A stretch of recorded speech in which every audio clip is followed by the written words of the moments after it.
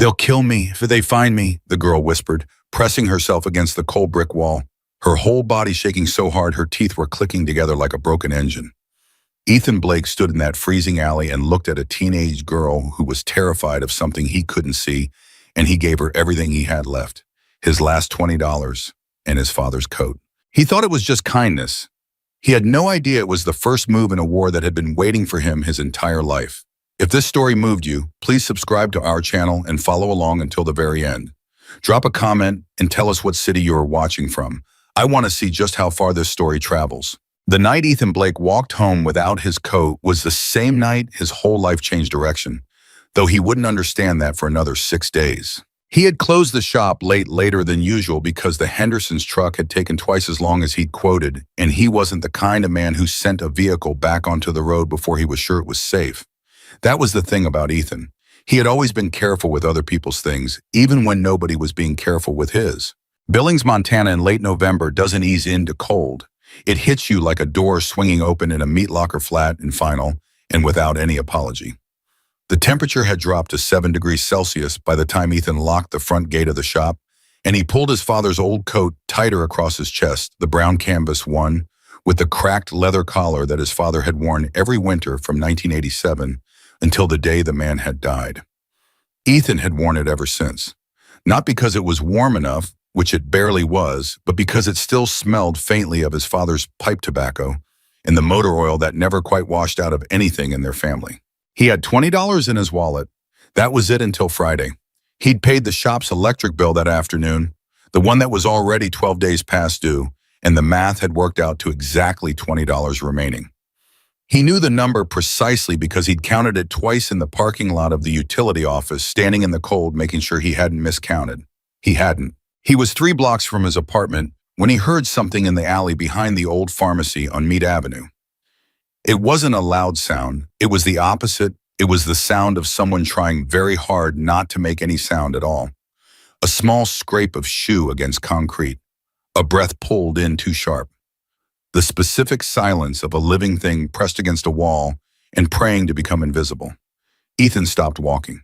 He stood on the sidewalk for a moment, listening the kind of listening his father had taught him, not just with your ears, but with the back of your neck, with the skin on your forearms. He'd grown up hunting. He knew the difference between an animal moving and an animal hiding. Whatever was in that alley was hiding. He should have kept walking. He knew that. He knew it the same way you know you shouldn't reach into a box if you can't see the bottom. But Ethan Blake had a problem that had plagued him his entire 43 years on this earth, and that problem was that he could not walk past something in distress. It was wired into him somewhere below, logic below self-preservation. His ex-wife Sandra had called it a gift. She'd also in the same breath called it the reason she couldn't plan a future with him, because a man who stops for every stray dog and every stranger in trouble is a man who will always be broke and always be late and always be giving away things he can't afford to give. She hadn't been wrong. She just hadn't been able to love him for it. He turned into the alley. She was pressed against the brick wall about 15 feet and crouched low, with her arms wrapped around herself, wearing a thin hoodie that was completely wrong for the temperature. Young 16, maybe 17, maybe younger. Dark hair, dark eyes that caught the ambient light from the street behind him and went absolutely wide with terror the second she saw him step into the alley mouth. She sucked in a breath to scream. "Whoa," Ethan said, immediately holding both hands up, palms out, the universal "I'm not a threat" gesture that you hope works when you really need it to work. "I'm not gonna hurt you. I heard you and I wanted to make sure you were okay." She didn't scream, but she didn't relax either. She pressed herself harder against the bricks like she was trying to push through them, and her eyes darted past him to the alley entrance, checking the street behind him with the rapid practice scan of someone who had spent the last several hours being afraid. "I'm alone," he said. "I'm just a mechanic. My shop's 2 blocks that way. I'm nobody." "Please leave," she said. Her voice was barely above a whisper. "Please just go. Pretend you didn't see me." "I can't really do that," he said, and he was already taking a slow step toward her, the way you'd approach a deer you'd found tangled in a fence, careful. No sudden movements, keeping your body sideways so you look smaller. "It's 7 degrees out here. You don't have a coat. That's not a situation I can just walk past." "You don't understand." Her eyes darted to the alley entrance again. They'll kill me if they find me. The words landed in the cold air between them and sat there stark and specific. Not the kind of thing a teenager said for drama. The kind of thing a person said because it was the literal truth and they needed another human being to hear it and take it seriously. Ethan took it seriously. "Who's looking for you?" he asked, keeping his voice low and level. "I can't tell you that." She shook her head hard. "I can't tell you anything. You have to go. If they see you talking to me, they'll just go, please." He studied her for a moment. She was shaking badly, and it wasn't all fear her lips had taken on the faint bluish tinge that meant her body was losing the temperature battle. She'd been out here for a while, long enough to be genuinely at risk. Ethan made the kind of decision that took no deliberation whatsoever, which was the only kind he trusted. He reached into his wallet and pulled out the $20 both bills, a 10 and a 10, and held them out to her. She stared at the money like it was something she didn't quite recognize. "Take it," he said. "There's a 24-hour diner on 2nd Avenue, the Sunrise. It's about 6 blocks east. You can sit in there all night and they won't bother you. Order coffee, keep ordering coffee. It'll keep you warm and it'll give you a reason to stay." She didn't take the money yet. "Why are you doing this?" "Because you're cold and you're scared and someone should help you," he said simply. "Go on, take it." Her hand came out slowly and took the bills, and then she was folding them into her fists like they might disappear if she held them loosely. He was already taking off his father's coat. She blinked. "What are you? No, I can't take your coat." "You're not dressed for this temperature," he said, shaking it off his shoulders, feeling the immediate assault of the cold through his flannel shirt and the thermal layer underneath. "I'm 3 blocks from home. I'll jog it." That's your coat. I can see that's not a coat you just give someone. It's a coat that needs to be on someone who needs it more than I do right now," he said, and he stepped forward carefully and held it out to her. "Please." She looked at him for a long moment, really looked at him the way people look at other people when they're trying to calculate if trust is going to get them killed. He let her look. He stood still and he let her read whatever she needed to read in his face, and whatever she found, there must have been enough because she reached out and took the coat. She pulled it around her shoulders.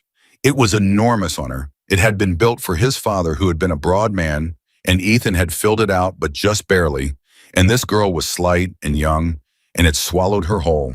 She pulled it tight across her chest, and something in her face shifted. Not all the way to safe, but a couple of degrees closer to it. "What's your name?" he asked. She hesitated. "Harper. I'm Ethan. The shop with the blue sign on Route 3 is mine if you ever need anything." He took a small step backward, giving her space, giving her the clear path to the alley entrance. "Get to the Sunrise. Stay warm. Whatever you're running from, it can't chase you as well if you're warm and you've got coffee in you." A ghost of something crossed her face, not quite a smile, but close enough to be heartbreaking. "You're a strange man," she said. "People keep telling me that," he agreed. "Go on, Harper. Get moving before you lose any more heat." She moved past him toward the alley mouth, and for a second she paused and looked back at him, and she started to say something, and then she didn't say it, and then she was gone. Just a shape in his father's coat disappearing around the corner into the Billings night. Ethan stood in the alley for a moment in his flannel shirt and his thermal in 7 degrees of Montana winter, and then he started jogging home. He was sick by morning. It wasn't serious. He was clear about that, or at least he kept telling himself he was. A head cold, a chest cold, the kind of sick you get when you spend 20 minutes in near freezing temperatures without adequate layering, which he had objectively done. He went through half a box of tissues on Tuesday and called the shop to push back Mrs. Carlisle's oil change, which she took personally even though she had no legitimate reason to, and he spent most of the day on his couch, wrapped in a blanket, watching old games on cable, and trying not to think about how the $20 he'd given away would have bought him exactly the cold medicine he was now out of. He thought about Harper occasionally. He wondered if she'd made it to the Sunrise. He wondered if the people she was afraid of had found her, and he pushed that thought away every time it came because there was nothing he could do about it, and dwelling on it served no purpose. By Thursday, he was well enough to go back to the shop, and the work piled on him immediately the way it always did after even a brief absence because Ethan ran his operation lean. Just him and his part-time assistant, Denny, who was 19 and competent, but not yet confident, which meant most of the judgment calls still landed on Ethan's desk. He worked through Thursday and into the evening, and he was elbow deep in a transmission when Denny came to the open bay door and said with the particular tone of someone who wasn't sure what they were looking at, "Ethan, there are some motorcycles out front." Ethan didn't look up immediately. "How many?" "Like, a lot of motorcycles," Denny said. He looked up then. Through the bay door and past the glass of the office windows, he could see them pulling into the lot one after another, a procession of iron and leather and chrome that took up every inch of the parking area and extended out onto the shoulder of the road. The engines were big and American, and they made the kind of sound that you felt in your chest before you heard it with your ears. The riders were uniformly large, uniformly leather-vested, and they were not the kind of men who required a second look to understand that they operated outside of most conventional social frameworks. Denny was 19. His voice was admirably steady when he said, "Should I call someone?" "No," Ethan said. "Go wait in the office." "Ethan." "Denny, office? Lock the door if you want to." He was already wiping his hands on the shop rag. "I'll handle it." He stepped out of the bay. There were at least 20 bikes. Maybe more. It was hard to count them with the evening light going the way it was. They were all parked, and the engines were cutting off one by one, a staggered silence that somehow felt louder than the noise had been. The riders were dismounting, and they were big men, most of them with a particular physicality of people who have spent decades doing hard things with their bodies. Arms that belonged in a different century. Hands that had fixed things and broken things in equal measure. And on the back of every vest in bold white lettering on a red and white patch, Hell's Angels. Ethan had heard of them the way everyone in Montana had heard of them, the mythology, the reputation, the half-true stories that circulated at bars and around dinner tables. He'd never had direct contact. He stood in front of his shop in his work clothes, grease still under his fingernails, and he did not run because running would have been both useless and undignified, and Ethan Blake had a stubborn relationship with his own dignity. The man who walked toward him was in his 50s, maybe 55, maybe 60, built like a man who had never in his life thought about taking up less space. Gray hair trimmed beard, a face that had the particular weathering of someone who had spent decades outdoors doing things that weren't gentle. He moved with absolute authority, not the practiced authority of someone who'd learned it, but the natural authority of someone who had never in their life questioned whether the space they occupied was theirs to occupy. He was holding something. He was holding Ethan's father's coat. Ethan stopped walking. He hadn't meant to. His feet just stopped of their own accord because the sight of that coat in a stranger's hands hit him somewhere below his ribcage in the place where things that matter live. The man stopped a few feet away. He held the coat out, not as a threat, not as a demand, just held it there between them like a question. "This yours?"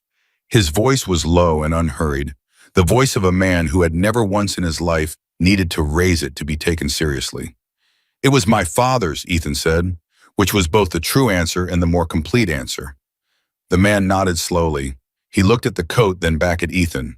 "My daughter was wearing it when we found her." The air between them shifted.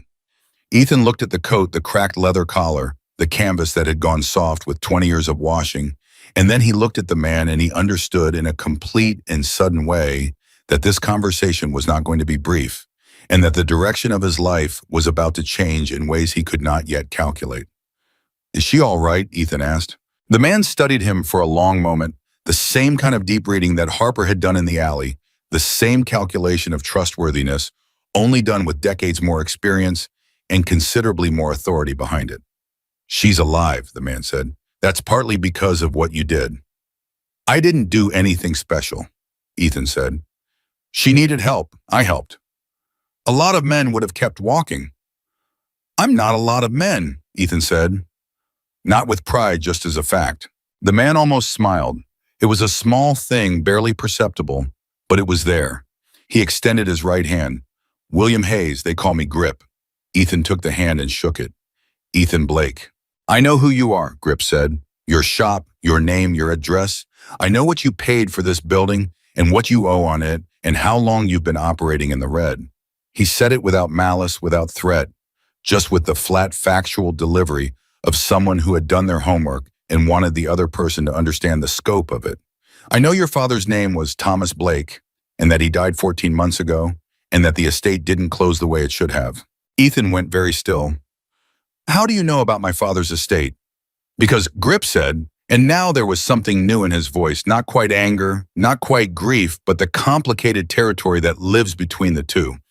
I've been looking at a lot of estates, and your father's name keeps showing up in places it has no business being. The sun had dropped behind the mountains. The parking lot was in shadow now, and the 20-odd bikers standing around their machines were absolutely motionless, watching this conversation with the focused attention of men who understood that the thing being discussed was serious. What are you talking about? Ethan said. That's a long conversation, Grip said, and it's cold out here. He held out the coat. Put this back on. You're going to need it. Ethan took the coat. He put it on slowly, feeling the familiar weight of it settle on his shoulders, and also feeling the weight of everything else Grip Hayes had just said begin to settle in his chest. My daughter told me what you did for her, Grip said. She said you didn't ask questions, didn't ask for anything. Just gave her what she needed and sent her somewhere safe. She was cold and scared, Ethan said. Seemed like the thing to do. You gave her your last $20. Ethan paused. She told you that. She tells me everything. A pause. Eventually. Something moved through Grip's expression, the complicated love of a father who has watched his child walk into danger and couldn't get there in time to stop it. What she was carrying, when you found her those documents in her bag, do you know what those were? I didn't look in her bag, Ethan said. I didn't look at anything. She was scared. I wasn't going to dig through her things. Grip's expression shifted again. This time it was clear as something that was very close to respect, though the man wore it the way someone wears a piece of clothing they're not entirely used to. No, he said slowly. I don't suppose you would have. What were the documents? Ethan asked. Grip looked at him for a long, measuring moment. Around them, the other riders had begun to shift the way large bodies shift when a decision is being made nearby and they're waiting on the outcome. Evidence, Grip said, of a system that has been stealing from people like your father for a very long time. The word people like your father landed in Ethan's chest and detonated slowly. Stealing how? Ethan said. His voice was careful now, careful in the way of someone who feels the ground shifting under them and is trying to keep their balance. Loans that didn't exist, Grip said. Signatures that weren't signed. Estates sold for 60 cents on the dollar to buyers who had agreed in advance to flip them for a profit. Families who were already grieving, who trusted the people handling their paperwork because those people were lawyers and officials and bank officers who were told the debt was real when the debt was manufactured. Ethan stood very still. My father, he said. The words came out quietly. His farm. The Blake farm outside of Roundup sold for $210,000, Grip said. Appraised value was $340,000. It sold to a company called Meridian Holdings LLC, which isn't a real company, it's a shell. That shell sold to a private developer 8 weeks later for $380,000. The numbers landed one after another, each one a small detonation. Ethan had been told the farm had to be sold to cover debts. He'd been told his father had borrowed against the property. He'd been shown paperwork documents with his father's signature, or something that looked like his father's signature, showing a loan from a company he didn't recognize for a sum he hadn't known about. That loan, he started to say, wasn't real, Grip said. Or if it was real, the money never went anywhere your father would have authorized. The signature on those loan documents, we had a forensic analyst look at it. It's close, but it's not right. The pen pressure is wrong. The letter formation in the T and the B don't match samples from documents your father signed himself. Ethan's jaw was tight. He could feel it, the pressure at the hinge of it, the way his teeth had come together harder than was comfortable. How long have you known this? I've been working this for 8 months, Grip said. Your father's case is one of 37 we've documented. 37 families who lost property or estate value, or both in circumstances that don't hold up to scrutiny. 37 sets of documents with problems that are invisible to a grieving family working through the worst months of their lives, but visible to someone who knows what to look for. He paused. The man at the center of this is named Daniel Carver. He runs a financial services firm out of Billings. Very legitimate looking, very well connected. Daniel Carver, Ethan said, and the name was completely unfamiliar to him, which somehow made it worse to know that a man he'd never heard of had been shaping his life without his knowledge. Harper found the internal documentation, Grip said. The kind that shows how the system actually works, the communication between Carver's people in the shell companies, the fee structures, the list of targets.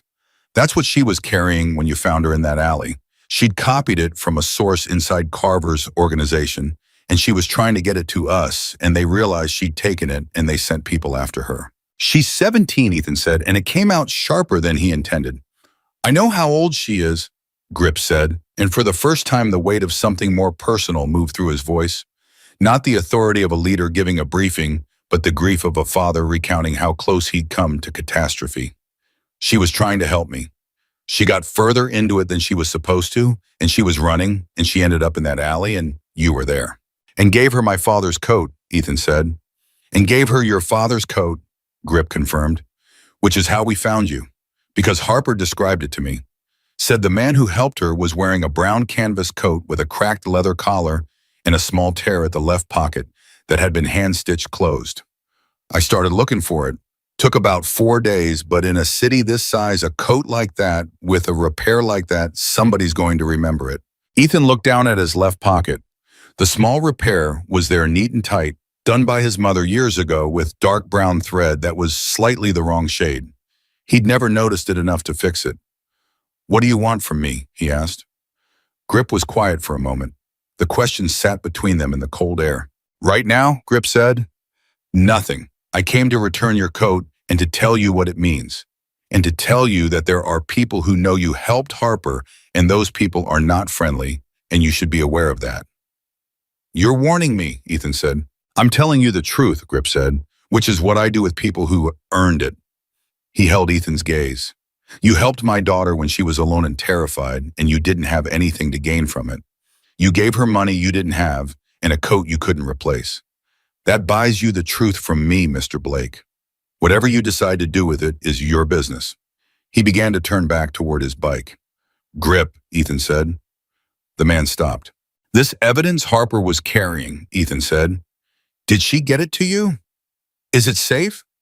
Grip turned back. The expression on his face was for a moment completely unguarded, the face of a father who loves his daughter more than he will ever say in a life that has not always permitted him to say it. It's safe, he said. She got it to us. Good, Ethan said simply. They looked at each other in the near dark of the parking lot. There are some people I want you to meet, Grip said finally. Not tonight, when you're a journalist and a financial analyst who have been working this case with me. They're the ones who can tell you about your father's estate in the kind of detail that would hold up in court. A beat. If you're interested in that kind of detail, Ethan thought about the farm outside Roundup, about his father's hands, which had been rough and capable and had worked that land for 30 years, about standing at the estate lawyer's office, still numb from grief, being shown documents he didn't have the bandwidth to scrutinize, being told the numbers were what they were, being guided through a process he didn't fully understand because he trusted the people guiding him, about a loan he'd never known existed for money that had apparently never gone anywhere, real, that had cost his father's land. I'm interested, he said. Grip nodded once. He reached into the inside pocket of his vest and pulled out a card, plain white, nothing on it, but a phone number, handwritten in heavy black ink. He held it out to Ethan. Ethan took it. One more thing, Grip said. My daughter asked me to tell you something. What's that? She said the coat was warm, Grip said, and that she felt safe for the first time in 2 days when she put it on. She said to tell you that.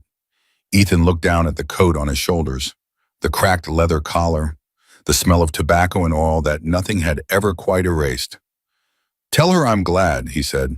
Grip walked back to his bike. The other riders moved, the coordinated movement of a group that operated together with the ease of long familiarity. Engines started one and then another, and then all of them filling the air with that low, chest-deep rumble. And then they were gone, pulling out of the lot and onto the road, a procession of lights disappearing into the Montana dark. Ethan stood in the empty parking lot and held the card in his hand and stood very still for a long time. Denny appeared at the shop door. Ethan, what the hell just happened? I'm not entirely sure, Ethan said. Were those Hell's Angels? Yes. And they just left. They left. Ethan turned the card over in his fingers. A phone number. A man named Grip who knew things about his father's estate that nobody had ever told him. A girl in an alley with documents that exposed something much larger than one dead man's stolen farm. Denny, do you still have that contact at the county recorder's office? The one who helped you with your grandfather's property tax thing. Denny blinked. Yeah, I think so. Why? I need to pull some records, Ethan said, on a property sale. My father's farm outside of Roundup. And I need to know everything that happened with that estate from the time my father died until the time the sale closed. That's public record, Denny said. Shouldn't be hard. And I need to look up a company called Meridian Holdings LLC, Ethan said, and anything connected to a man named Daniel Carver. Denny was quiet for a moment. Then this has something to do with those bikers, doesn't it? Yes, Ethan said. Is this dangerous? Ethan thought about Harper in the alley, pressing herself against a brick wall in a thin hoodie, in 7-degree cold, telling a stranger that people would kill her if they found her. He thought about 37 families. He thought about his father's signature, slightly wrong pen pressure that didn't match. I think it might be, he said honestly. Denny nodded slowly with the particular seriousness of a 19-year-old who has just been brought into something real. Okay, he said, I'll call my contact tonight. Ethan went back into the shop. He sat in the office chair behind the cluttered desk, and he looked at the card in his hand, and he thought about his father, Thomas Blake, who had worked that land with those rough hands, who had taught Ethan to listen to engines, and to people who had died without knowing that the people handling his affairs were not the people he thought they were. He pulled out his phone. He dialed the number on the card. It rang twice. Blake, said Grip's voice. You said a journalist and a financial analyst, Ethan said. When can I meet them? A pause, then how's tomorrow morning? Tomorrow morning works, Ethan said. He hung up the phone and sat for a moment in the quiet of the office with the creak of the shop around him and the cold pressing at the windows and the smell of his father's coat, which he was still wearing, which he hadn't taken off. He thought my father trusted the wrong people. He thought I'd been trusting the wrong story about what happened to him. He thought I found a scared girl in an alley and I gave her a coat and $20, and somehow that act has led me here to this desk, to this card, to a phone call that may be the beginning of the most difficult thing I have ever done. He thought there is a man named Daniel Carver in this city who has been doing this for years. 37 families, 37 sets of grieving people who trusted the wrong hands. He thought my father's name is on that list. And then Ethan Blake, who was 43 years old and tired and had $20 to his name last Monday, who ran a small shop that operated at the edge of its margins, who was neither powerful nor connected nor particularly afraid of hard things, made the decision that would define the rest of his life. He was not going to walk past this. He never had been able to walk past anything that needed someone to stop. He pulled the card out of his pocket, again looked at the handwritten number, and then he put it carefully in the inner pocket of his father's coat, in the place where his father had always kept the things he meant to carry. He turned off the office light, and then he sat in the dark for a while and thought about what was coming, and about how sometimes the smallest acts, a coat, a $20 bill, a choice to turn into an alley instead of walking past, are the first links in a chain that turns out to be very long and very heavy and exactly what needed to be pulled. Ethan didn't sleep that night. He lay on his back in the dark of his apartment and stared at the ceiling and ran the numbers in his head the way he ran engine diagnostics, methodically without panic, looking for the failure point. The Blake farm had sold for $210,000, appraised at $340,000, sold to a shell company that flipped it 8 weeks later for $380,000, $170,000. That was the gap. That was the money that had been extracted from his father's death like water wrung from a cloth. And somewhere in that gap was a loan. A loan his father had apparently taken out with his father's signature on it for money that had gone where Ethan had paid the estate attorney. He had signed the documents. He had trusted the process because his father was gone and he was grieving, and the men in suits with the official letterhead had told him this was how it worked, and he had been too wrecked to question it. He sat up at 4 a.m, turned on the lamp, and found the folder. He kept his father's estate documents in a manila folder in the bottom drawer of his bedroom dresser, underneath 2 sweaters and a copy of his lease. He pulled it out and spread everything on the kitchen table and looked at it the way he should have looked at it 14 months ago, not as a son trying to get through the worst paperwork of his life, but as a man looking for something wrong. The loan document was 3 pages. It was from a company called Cornerstone Asset Management, and it showed a principal balance of $95,000 against the farm property dated 8 months before his father had died. The signature at the bottom of each page was Thomas A. Blake, and Ethan sat with it under the lamp and looked at it for a long time. His father had never in his entire life signed his middle initial. His name on checks on tax returns, on the title of the truck he'd driven for 20 years, was always Thomas Blake. Never Thomas A. Blake. It was a small thing, the kind of thing you'd only know if you'd spent a lifetime watching the man sign his name. The kind of thing a forger would get wrong because they were working from official records that included the middle initial, not from the actual habit of the actual man. Ethan put the document down. His hands were steady. He was surprised by that. He picked up his phone and took photographs of every page. Then he put the folder back in the drawer, turned off the lamp, and sat at the kitchen table in the dark until it was time to go. The meeting was at a diner on the east side, not the Sunrise where he'd sent Harper a different one, a place called Della's, that opened at 6 and served coffee strong enough to sand paint. Grip was already there when Ethan arrived in a corner booth wearing a plain dark jacket over his vest. Across from him sat a woman Ethan didn't know. She stood when Ethan approached. She was in her early 40s, compact and sharp-featured, with the kind of energy that made you feel like the room had gotten slightly faster the moment she entered it. Claire Vasquez, she said, shaking his hand with a grip that meant it. I write for the Montana Independent, and I've been working this story for 11 months. 11 months, Ethan said, sitting down. Daniel Carver is very careful, she said, sliding back into the booth. Careful people take time. A second woman was coming through the door. Ethan saw Grip's eyes track her, and he turned. She was taller than Claire, mid-50s, carrying a leather document bag that was thick with paper. She had the particular composure of someone who spent their professional life in rooms where numbers were weapons and had gotten very good at fighting with them. Diane Pratt, she said, taking the seat beside Claire. Financial forensics. I've been the one looking at the paper trail. I found something last night, Ethan said before anyone else could speak. He pulled out his phone and showed them the photograph of the loan document. My father never signed his middle initial, not once in his entire life. This signature says Thomas A. Blake. Claire and Diane looked at each other. The look lasted less than a second, but it carried an entire conversation. That's consistent with what we found in 6 other cases, Diane said, pulling a folder from her bag with the efficiency of someone who has done this 1,000 times. The forger was working from official ID records, driver's license, property title documents, which all include the middle initial. The actual signatures from those individuals almost never do. She slid a sheet across the table to Ethan. These are 4 examples. Different families, different counties, same pattern. Ethan looked at the sheet. 4 signatures, all with the same issue middle initials that the actual signatories hadn't used in their real lives. 4 men who were dead. 4 families who had been told the debt was legitimate. Cornerstone Asset Management, he said. The company the loan is from. Is that real? It's registered in Delaware, Diane said, which is the corporate equivalent of a very dark closet. But we've traced the beneficial ownership through 3 layers of shell companies, and it connects back to a holding company that Daniel Carver has a controlling interest in. He lends money to himself, Ethan said slowly. He manufactures debt, Diane corrected. The loan never funds. The money never moves to the borrower.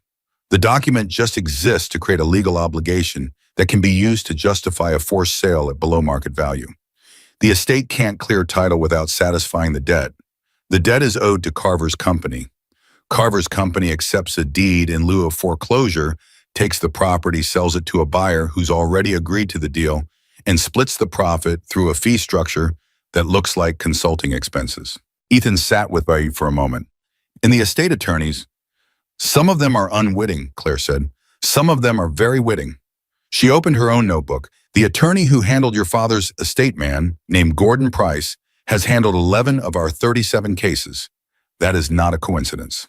Gordon Price, Ethan said. He remembered the man.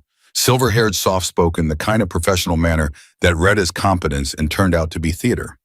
He remembered signing documents in that office. He remembered being offered water. He remembered thinking the man seemed kind. We have an email, Claire said, between Price and a senior associate at Carver's firm. It references your father's property specifically. It uses the word candidate. She slid a printed copy across the table. Ethan picked it up and read it. It was 3 sentences. The third sentence said, Blake Farm looks good. As a candidate, timeline fits. Let's move the cornerstone paper before the son has time to engage his own counsel. The son. That was him, before he had time to engage his own counsel. They had timed the paperwork to hit him while he was the most grief-shattered, the least likely to push back, the most likely to just sign and try to get through the worst of it.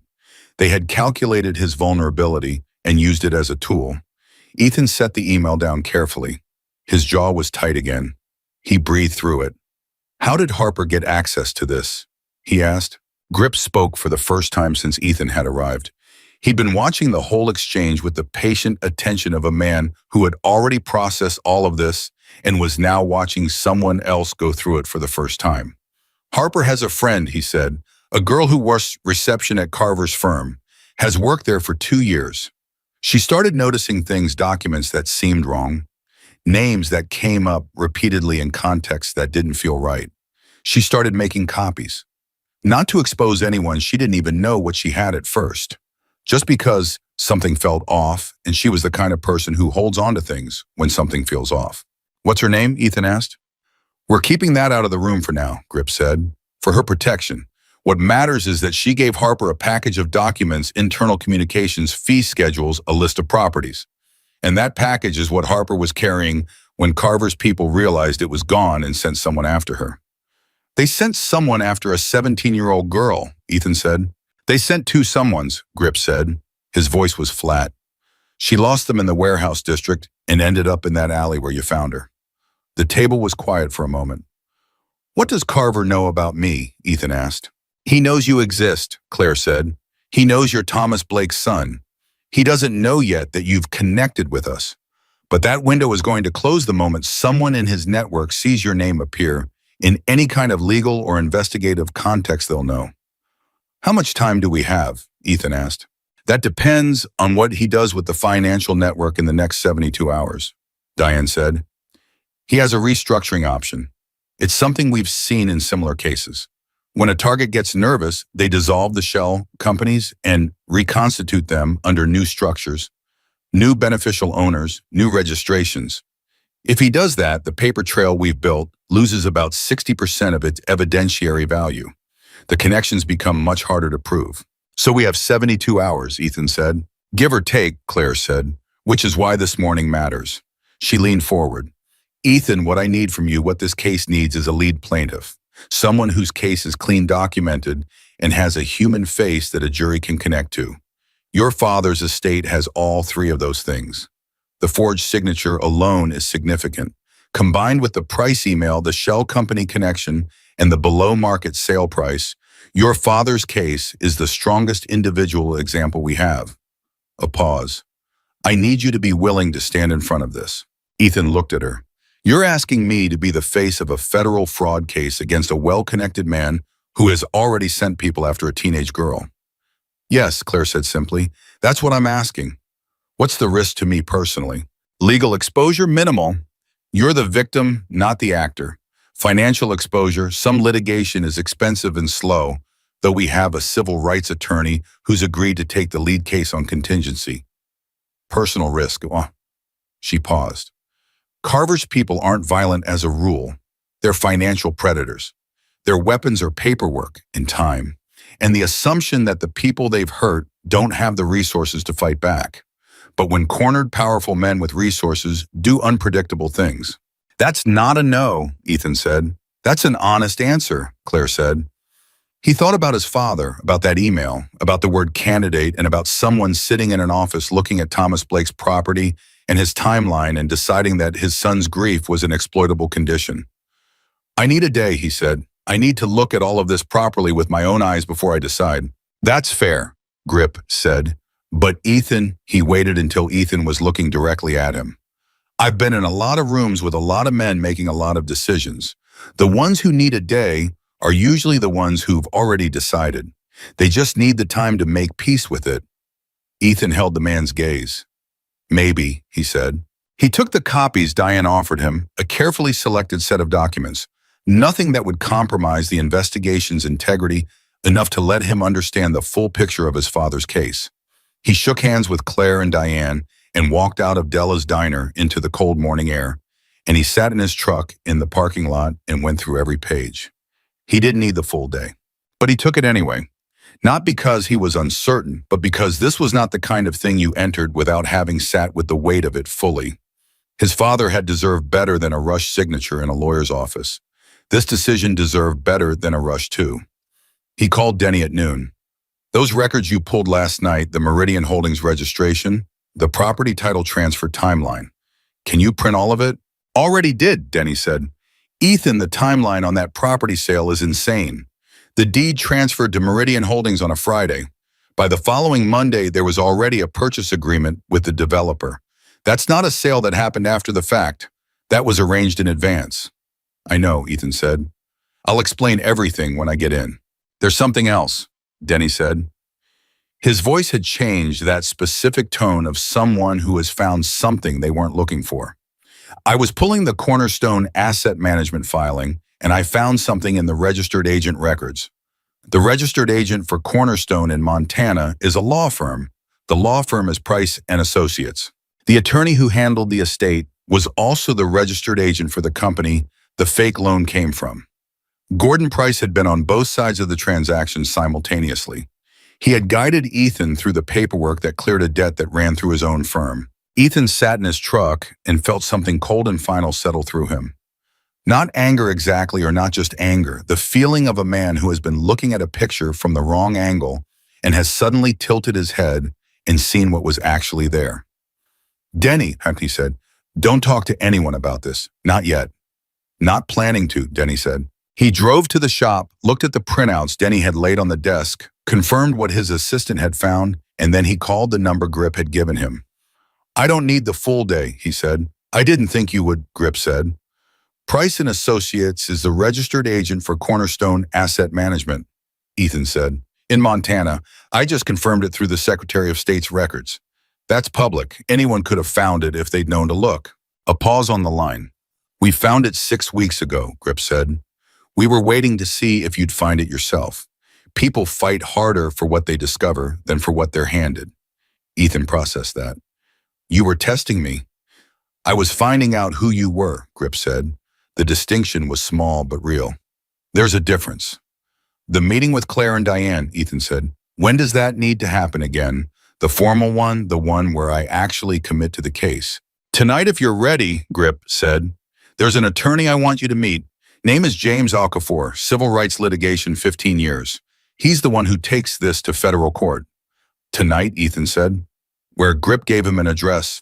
Not a diner this time, a private space and the kind of place where you could talk at full volume about things that weren't for the street. When Ethan arrived that evening, there was one person he hadn't expected in the room. Harper Hayes sat in the corner of the space with her arms folded across her chest and her father's leather jacket over her shoulders. And when she saw Ethan walk in, she stood up and looked at him with the dark eyes he'd seen in the alley. The same watchfulness, but something different behind it now. Not just fear, something that had developed since the alley, something that looked a lot like purpose. You came back, she said. I came back, he said. She crossed the room and stopped in front of him and looked at him for a long moment. And then she did something that he didn't expect. She put out her hand, formal and deliberate, and shook his like a colleague. I owe you more than a handshake, she said. You don't owe me anything, he said. I gave you a coat. You were carrying evidence that might get justice for 37 families, including mine. I think you're ahead on the debt. That made her smile, a real one this time, not the ghost of one. He saw now in better light and without the immediate overlay of crisis, very young and also very not young in the way of people who have moved through frightening things quickly. She had her father's directness, the same quality of saying the true thing without decoration. There's something I haven't told anyone yet, she said. I was waiting until I knew you were in. Grip from across the room, Harper. He's in, Dad, she said without turning around. Look at him. He was in before he walked through the door. She turned back to Ethan. The source inside Carver's office, the woman who's been copying documents.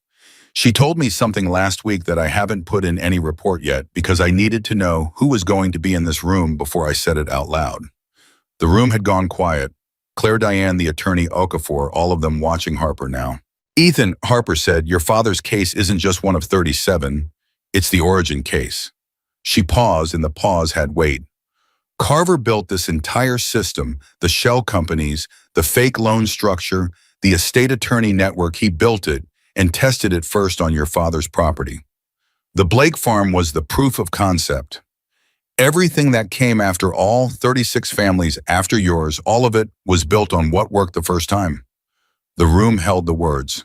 Ethan heard them and felt them, and then felt something shift underneath them. Not just grief, not just anger, but something with more structure to it. A understanding of scale. His father hadn't just been a victim. His father had been the first. The test, the template, and he was still alive, and he was standing in this room, and he had found a scared girl in an alley because he couldn't walk past something in distress. Okafor, he said, looking at the attorney who was watching him with careful professional attention. Tell me what I need to sign. Okafor opened his briefcase. He spoke for the next 40 minutes, measured precise, laying out the case structure, the risks, the timeline, the likelihood of federal pickup given the evidentiary foundation. He spoke the way a man speaks when he has done this work long enough to know which parts matter and which parts are noise, and he was ruthlessly economical with the noise. Ethan listened to every word with the same attention he gave to a troubled engine, not looking for what he wanted to hear, but for what was actually there. The case was strong. Not certain, nothing in litigation was certain, but built on a foundation that had been 11 months in the making by people who were very good at their jobs. When Okafor finished, Ethan picked up the pen. He signed 3 documents. His hand was steady. He thought about Thomas Blake, who had taught him that a man's word and a man's signature were the same thing, and that you did not put your name on anything you weren't willing to stand behind. He was willing to stand behind this. There's something Carver's people don't know yet, Claire said once the documents were signed. She pulled out her phone and pulled up a photograph, a man in his late 50s, prosperous looking, the groomed and careful appearance of someone who manages perception professionally. Carver is hosting a private financial conference here in Billings next week. Industry people, some local government connections, a couple of state legislators. It's the kind of event where he's very visible and very relaxed and very much presenting himself as legitimate. You're going to run the story at the conference, Ethan said. We're going to file the federal complaint and run the story simultaneously, Claire said, the day before the conference, so that every person walking into that room knows what the federal government thinks of their host. She looked at Ethan. Your name will be on the complaint. Your father's story will be the opening of the article. Are you ready for that? Ethan thought about what ready meant. He thought about how he'd stood in his father's kitchen the morning after the funeral and looked at the land through the window. The land that had been in the family for 3 decades, not knowing yet that by the time the estate closed, it would belong to a shell company that didn't really exist. I've been ready for 14 months, and he said, I just didn't have the right information. Grip stood and crossed to Ethan and put out his hand, and Ethan shook it, and the handshake lasted a moment longer than a purely formal handshake would have, the kind of duration that means something is being communicated that doesn't have words. One more thing, Grip said quietly. Carver knows Harper exists. He knows she had documents.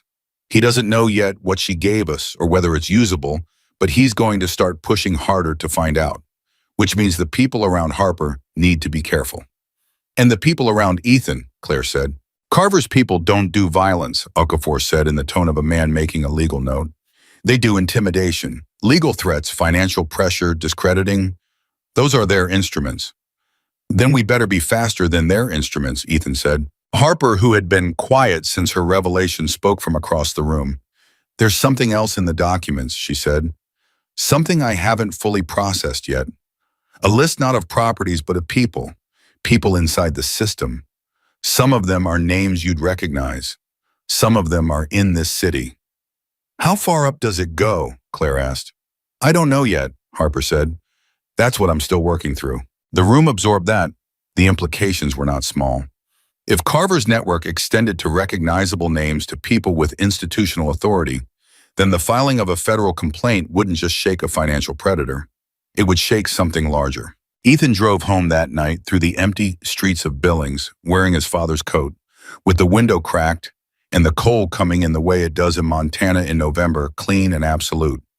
He thought about the meeting, about the documents, about Harper's face when she'd said origin case with the quiet certainty of someone who had spent weeks turning a horror over in their hands until they understood its shape completely. He thought about the word candidate in that email, about someone calculating the timing of his grief. He thought about a man named Daniel Carver, who was hosting a conference next week, smiling at legislators, presenting himself as a legitimate member of the business community, while 40 miles away, a mechanic in a used coat was making peace with the fact that he was about to become the most consequential thing he had ever been. He parked in front of his apartment building and then sat for a moment with the engine off. His phone buzzed. A text from a number he didn't recognize. 6 words, no punctuation, no context. You should have kept walking, Blake. He stared at it for a long time. Then he took a screenshot, sent it to Claire's number, and typed, "They know I'm involved." She responded in under a minute. "Good. That means we're moving fast enough to scare them. Don't respond. See you tomorrow." He put the phone in his pocket and got out of the truck. He stood on the sidewalk in the cold and looked up at the sky the way his father used to, head tilted back, jaw up, like a man measuring the weather before a long day's work. Then he went inside. There was a lot of work to do. The anonymous text sat in Ethan's phone like a splinter he couldn't stop touching. He'd screenshotted it, sent it to Claire, done everything right, but the 6 words kept coming back to him in the quiet moments while he was under a chassis, while he was pouring coffee, while he was lying awake at 2 in the morning, listening to the apartment buildings settle around him. You should have kept walking, Blake. Someone had his number. Someone knew his name and knew he'd made a choice and wanted him to understand that the choice had been noted. He didn't change his routine. That was deliberate. Grip had told him the morning after the text to keep doing exactly what he always did. Open the shop at 7, close at 6, take the same route home. The moment you change your pattern, Grip said, you tell them their message landed. Don't give them that. So Ethan opened at 7 and closed at 6 and took the same route home, and he felt the awareness of being watched the way you feel a weather change before it arrives. Not in anything specific, just in the pressure of the air. Claire called on the 3rd morning with the question that changed the shape of everything. "I need you to look at something," she said without preamble, which was her way. "Can you come to my office at noon?" "What is it?" "I'd rather show you than describe it," she said. "It'll land differently on paper." He was there at 5 to 12. Claire's office at the Montana Independent was a controlled chaos of printed documents, annotated printouts, and coffee cups that suggested she had not been sleeping in any responsible way. Diane Pratt was already there sitting at the side table with her laptop, and she looked up when Ethan came in with the expression of someone who has been waiting to have a difficult conversation and is relieved the other person has finally arrived. Claire did not waste time. She turned her monitor to face him and pointed. "This is the full list Harper referenced at the meeting. The one she said she was still working through. She finished working through it last night and sent it to me at 1 in the morning." Ethan looked at the screen. It was a spreadsheet, clean and organized, the kind of document that had been assembled by someone with a methodical mind and an understanding of what would be needed to make it legible to someone else. Column headers: name, role, relationship to Carver Network, benefit received, documentation reference. There were 42 names on the list. He scanned them.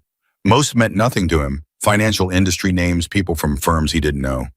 But 3 names stopped him cold. The first was a county assessor whose office had handled property valuations on 11 of the 37 affected estates.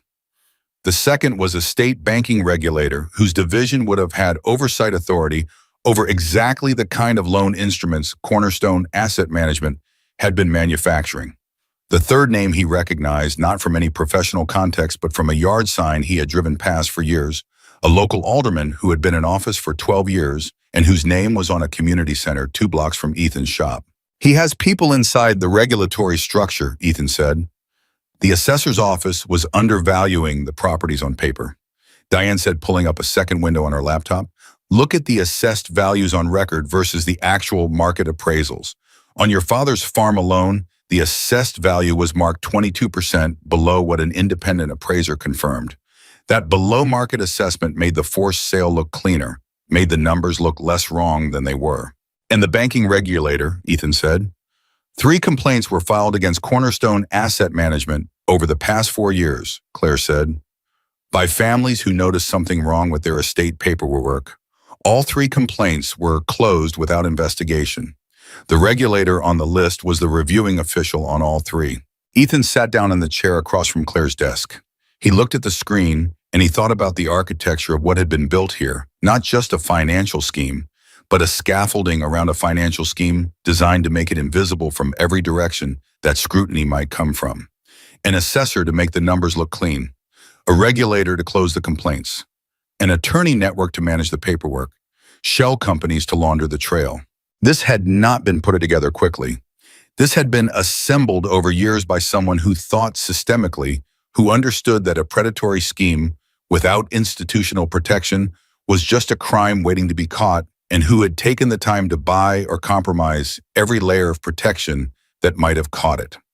Carver's smart, Ethan said. He's very smart, Claire confirmed, which is why it took 11 months and a teenager with a thumb drive to break it open. How did Harper's source get access to the list? She processed the external correspondence for the firm, Claire said, including communications between Carver and his network contacts. She wasn't supposed to retain copies she was supposed to process and delete. She retained. A pause. She's been doing it for 14 months, since before your father's estate even closed. Ethan looked at her. 14 months. She started copying documents at the same time my father's estate was being processed. Within weeks of it, yes. Claire's expression was careful. She won't tell us what specifically triggered it. She just says something felt wrong and she started keeping records. We think it may have been your father's, something in it that she processed that crossed a line for her personally. But she hasn't confirmed that, and we're not pushing her. A woman he'd never met working a reception desk in a building he'd never entered had looked at something connected to his father's death and decided to start fighting it.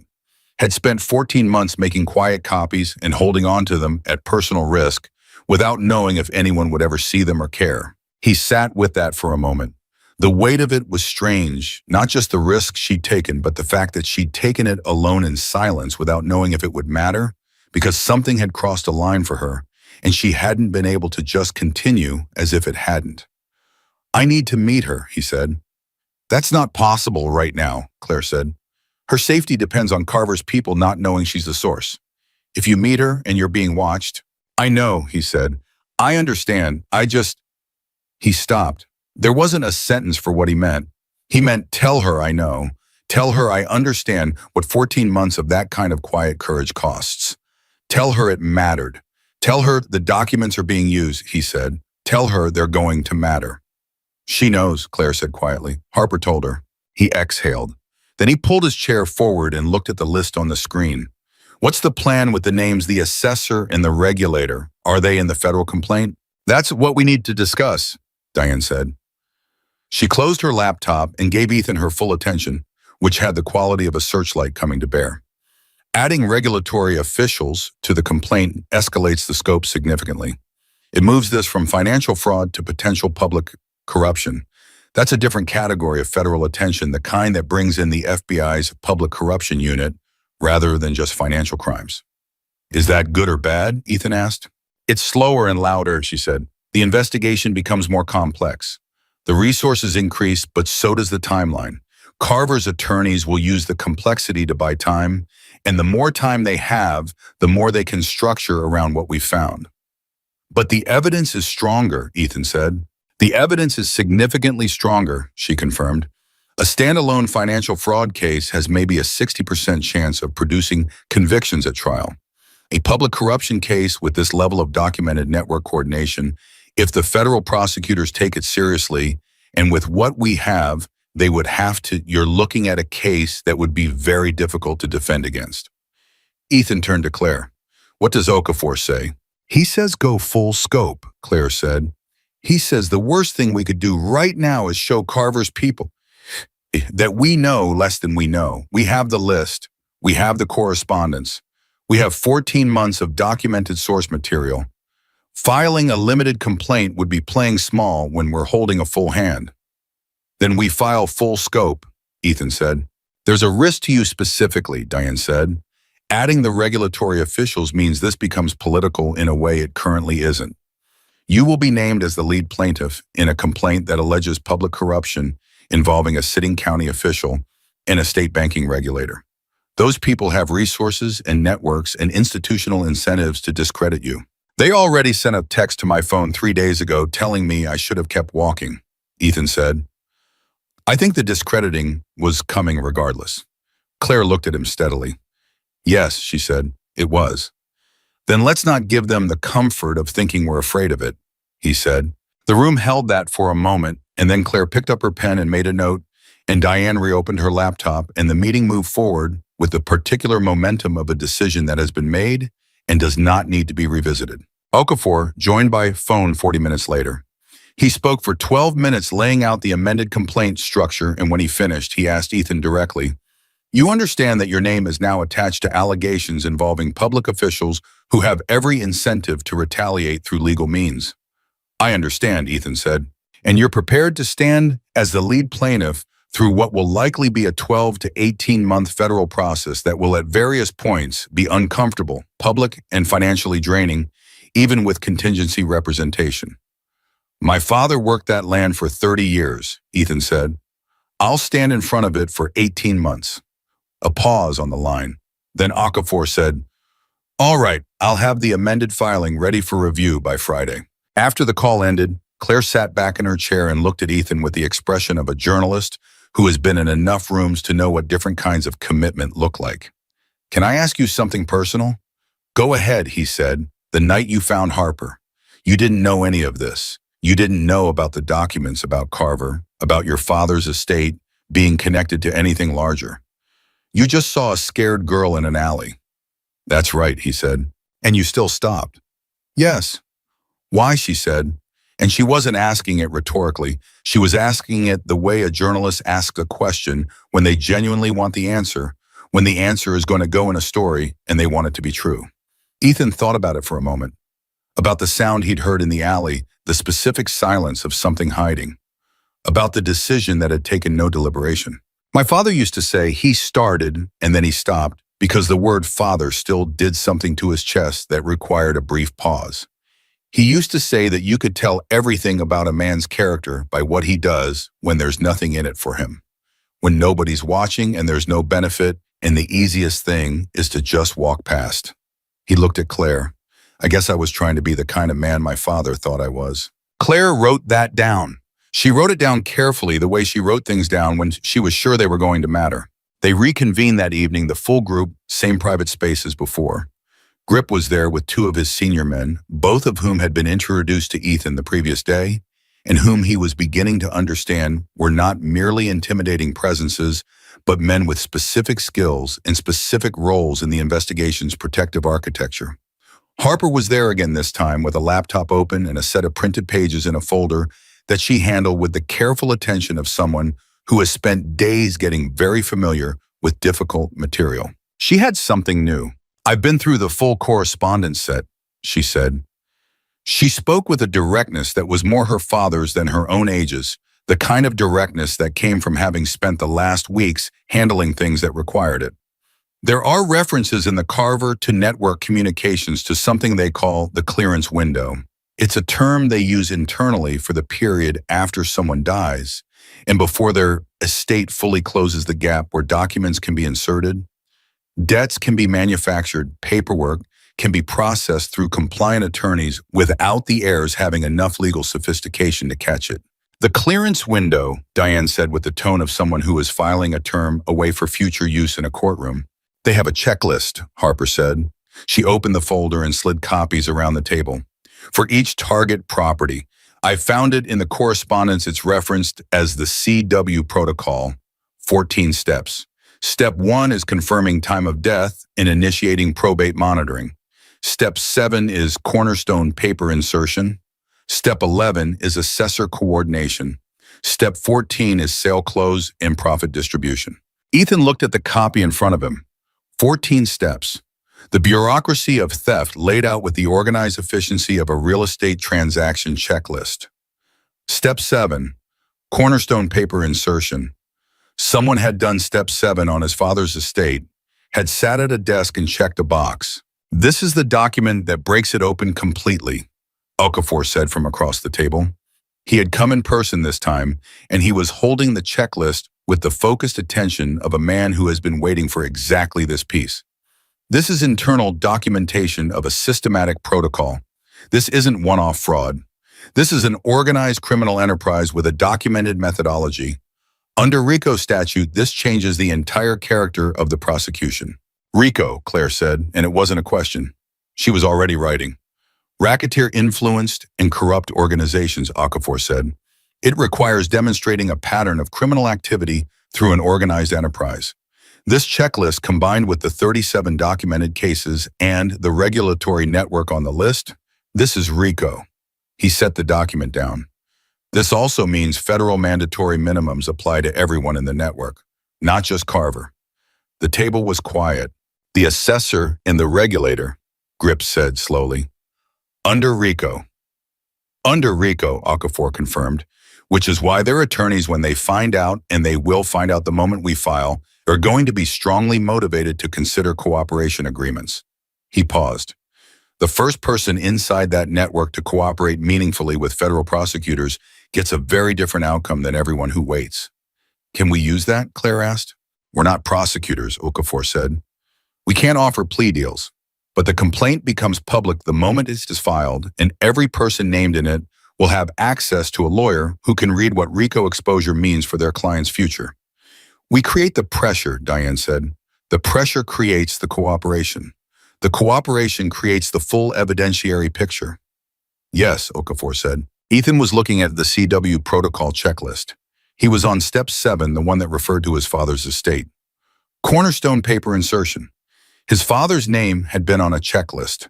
Someone had gone down the list step by step and done each thing and checked each box, and his father had been a task to be completed rather than a man who had lived and worked and died.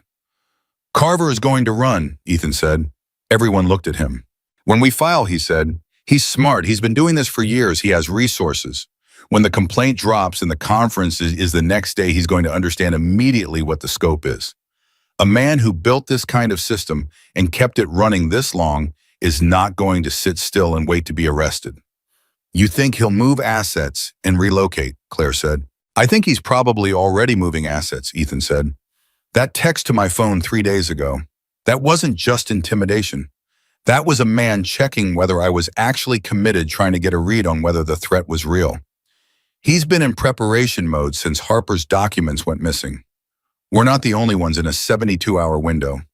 The room absorbed that. Grip spoke, which means we need something that moves faster than a federal filing. The story, Claire said. She looked at Grip, then at Ethan. If I publish the story before the complaint is filed, not the full legal piece, but the human story, the Blake farm, the 37 families, the CW protocol, it creates a public record that can't be restructured away. Assets can be moved. Shell companies can be dissolved. But a story in print with named sources and documented methodology that's permanent. You'd be running ahead of the legal action, Okafor said carefully. I'd be running parallel to it, she said. The complaint and the story go simultaneously. That was always the plan. I'm suggesting we move the timeline up by 48 hours. File and publish before Carver's conference rather than the day before. Give him less time to prepare a public response. 48 hours from now, Diane said. Can you have the story ready? It's been ready for 3 weeks, Claire said. I've been waiting on a lead plaintiff. Now I have one. She looked at Ethan. Your father's story is the opening. Your story, the alley, the coat finding Harper connecting to the investigation, that's the through line. I need you to be willing to be fully named and fully quoted. I understand, Ethan said. There's something else, Harper said. She hadn't spoken since laying out the CW protocol, and the room had almost forgotten she was still thinking. That was a quality she had. She could go quiet in a way that made her temporarily invisible, and then she said something that reoriented everything. Carver's source lists the people in his network. It's not just the assessor and the regulator. She paused. There's a fourth name, one I held back because I wasn't sure how to contextualize it. She looked at her father. It's a judge. The word landed in the room like a stone, dropped in still water. Grip's expression didn't change, which was its own kind of response, the reaction of a man who has disciplined himself to absorb shocks without showing them. Okafor set down his pen. Which judge? District Court, Harper said. Family and Probate Division. Probate, the division that oversaw estate closings. The judge whose court would have been the institutional backstop, the final oversight layer for the very transactions Carver had been running through compliant attorneys. Has he presided over any of the 37 estates? Diane asked, her voice very controlled. 11 of them, Harper said. 11 estates, 11 families whose paperwork had passed through the court of a judge who was on Carver's network list as a relationship contact with documented benefits received. What benefits? Okafor asked. Harper looked at her folder. Cash payments described in the correspondence as consulting engagements, routed through a third shell company not previously identified in the investigation, totaling across 4 years approximately $340,000. $340,000, the exact appraised value of the Blake farm to the dollar. Ethan noticed that and said nothing because some coincidences weren't coincidences, and this one was the kind that made his jaw tight again. A sitting district court judge, Claire said quietly. She was not writing. She was looking at Harper with the expression of a journalist who has just been handed the most important sentence of her career and is holding it carefully the way you hold something that might break. Yes, Harper said. This changes the story, Claire said. This is no longer a fraud case.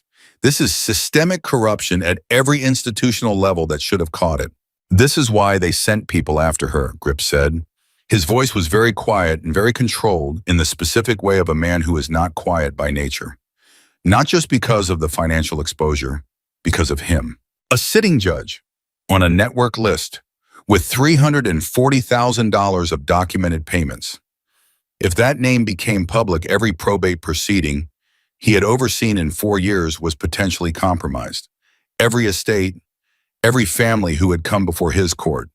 The institutional fallout would extend far beyond Carver's 37 targets. Ethan looked at Harper across the table. She was 17 years old and she had spent the last 2 weeks parsing through the most dangerous set of documents in Billings, Montana, and she was sitting in a folding chair with her father's jacket over her shoulders, and she looked tired in the bone-deep way of someone who has been holding a very heavy thing and is only just beginning to pass it to hands that can carry it. You've been sitting on a judge's name, he said. I didn't know if the group was ready for it, she said simply. Are we ready for it? He asked Okafor. The attorney looked at the ceiling for a moment, in the way of a man running calculations that have no clean answer. Then he looked back at Ethan. Adding a federal judge to a RICO complaint moves this to the Department of Justice's Public Integrity section, he said. It elevates the case to a level that guarantees federal resources and federal attention. It also makes it impossible to suppress or sideline at the local level because the local level is now part of what's being indicted. A pause. It also makes every person named in the complaint significantly more motivated to act against you before the filing becomes public. We include it, Ethan said. He didn't look at anyone else when he said it. He said it in the same tone he used when he decided to close his father's estate lawyer's office door and trust the man in the suit, except this time he was moving in the opposite direction, from that trust in the direction of the thing that had been done in its name. Grip looked at him. You're sure? My father came before that court, Ethan said. His estate closed through that courtroom. If that judge was in Carver's pocket when my father's paperwork crossed his desk, he stopped. Started again. We include it. Nobody argued. Okafor called 2 of his colleagues federal specialists, people whose names he said quietly into the phone in the hallway without putting them on speaker, and came back into the room 20 minutes later with a different quality of focus. My colleagues agree on the RICO framing, he said. They're going to contact the FBI's Public Corruption Unit tonight. Not to file yet, to brief them informally on the scope. The federal complaint will still come from us, but the FBI needs time to prepare for the scale of what's coming. How long does that give Carver? Claire asked. 40 hours at the outside, Okafor said. We file and publish simultaneously at 8 in the morning day after tomorrow. That's the window. 40 hours, Grip said. 40 hours, Okafor confirmed. The meeting broke. People moved, gathered papers, made calls, departed with the focused efficiency of a team that knows exactly what it needs to do in the time it has. Ethan found himself standing beside Grip in the quiet after most of the room had emptied. A judge, Grip said. Not to anyone in particular, just putting it in the air. Yeah, Ethan said. You know what this means, Grip said. Every one of those families, the 11 who went through his courtroom, they have grounds to challenge what happened to their estates. The legal remedies become much larger. I know, Ethan said. Some of those people lost farms that have been in their families for generations, Grip said. Land that can't be unbought. Money that was spent years ago. His voice was carefully level, but there was something underneath it, the specific pain of someone who understands what it means to have something irreplaceable taken through a system you should have been able to trust. The money can be recovered. Some of it, but not all of it. Not the time. No, Ethan said, not the time. They stood together in the quiet. Why are you doing this? Ethan asked. Not the abstract reason, the personal one. You clearly have resources and capability, and you could have found a different way to go at Carver. A way that didn't involve journalists and federal complaints and a mechanic from Billings. Grip was quiet for a moment. When he spoke, he chose his words with the care of a man who doesn't often speak about the things that cost him. 5 years ago, he said, one of my men lost his mother. She was 81 years old. She'd owned a small piece of land outside of Great Falls since 1972. When she died, the estate process took that land for a debt she apparently owed to Cornerstone Asset Management. He paused. She never took a loan in her life. She was 81 years old and she'd lived debt-free since 1985, and she had never heard of Cornerstone Asset Management. Another pause. My man, he's a big person in the way that people look at someone like him and they see the leather and the patches and they make a decision about what he is. The estate attorney treated him like a problem to manage rather than a son who lost his mother. The court process moved around him rather than including him. The system that was supposed to protect his family treated his family's grief as a vulnerability to exploit. He stopped. I'm sorry, Ethan said. When Harper started finding things, Grip said, and the names on the documents started matching the names we'd been looking at for 5 years. He shook his head. You play the long game when you have to. You wait for the evidence. You build the coalition. And then when a mechanic in a worn-out canvas coat turns into a corner alley on a cold night and changes the whole shape of the case by doing one decent thing. He looked at Ethan. You make sure that man knows what he's part of. Ethan thought about the alley, about Harper pressing herself against the brick wall, about the decision that took no deliberation. I just turned into an alley, Stanley said, or as Grip said. You did. They shook hands again. This time it was briefer, the handshake of two men who have already said the important thing and don't need to ornament it. Ethan drove home in the dark. He parked and sat for a moment, as he had become accustomed to doing, just sitting in the quiet before going in. His phone had been silent since the anonymous text. He didn't know if that was better or worse than activity. He went inside and made coffee and sat at the kitchen table with his father's estate folder spread in front of him again. He'd looked at these documents a dozen times now, and each time he found something new, not because the documents changed, but because his ability to read them had changed. He knew now what he was looking at. He knew the vocabulary of the fraud. He could see with the forensic eye he'd developed over the past week exactly how each step of the CW protocol had been applied to his father's file. Step 7. Cornerstone paper insertion. He found the exact document, the loan agreement. 3 pages, Thomas A. Blake's signature on each page, the middle initial that his father had never used. He sat and looked at it for a long time. Then he took out a piece of paper, not his phone, not his laptop, just a plain piece of paper, the way his father would have done it, and he wrote a letter. He wasn't sure who it was to yet. Maybe to himself, maybe to no one. Maybe to his father, which was an irrational thing that he didn't care about because there was no rational framework adequate to what he was feeling. He wrote, I found out what happened to your land. I'm not going to let it stay buried. I know it doesn't change anything for you, but it changes something for me. And I think it changes something for the other families too. And I think you would have wanted it changed. He folded the paper and put it in the inside pocket of his father's coat next to Grip's original card. Then he went to bed and slept for 6 hours, which was the most uninterrupted sleep he'd gotten since the night he'd walked home without his coat and turned into an alley and found a terrified girl and changed the direction of his life. 40 hours.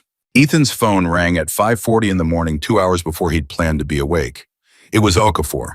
The attorney's voice had a quality Ethan hadn't heard from him before, for not panic nothing, as disorganized as panic, but the accelerated precision of a man who has received information that requires immediate recalibration. We have a problem, he said. Get dressed. I need you at Claire's office in 30 minutes. What happened? Ethan said. He was already sitting up, already reaching for his clothes. Carver moved last night, Okafor said. I'll explain when you get there. He was at the Montana Independent in 22 minutes. Claire was at her desk looking like she hadn't slept, which she probably hadn't with 3 monitors running and a phone pressed between her shoulder and her ear that she dropped into its cradle the moment Ethan walked in. Diane was already there. Grip was there, standing against the back wall with his arms crossed in an expression that was absolutely unreadable, which somehow communicated more than an expression would have. Harper was not there. "Where's Harper?" Ethan asked, and the question landed with a weight that stilled the room for a half second. "She's secure," Grip said. "She's with 2 of my people. She won't be coming to meetings for a while." The phrasing was specific enough to be alarming. "What happened?" Ethan said again. Claire answered. "At 11:15 last night, Cornerstone Asset Management filed a voluntary dissolution with the Delaware Secretary of State. At 11:43, related shell entities, including Meridian Holdings, filed the same.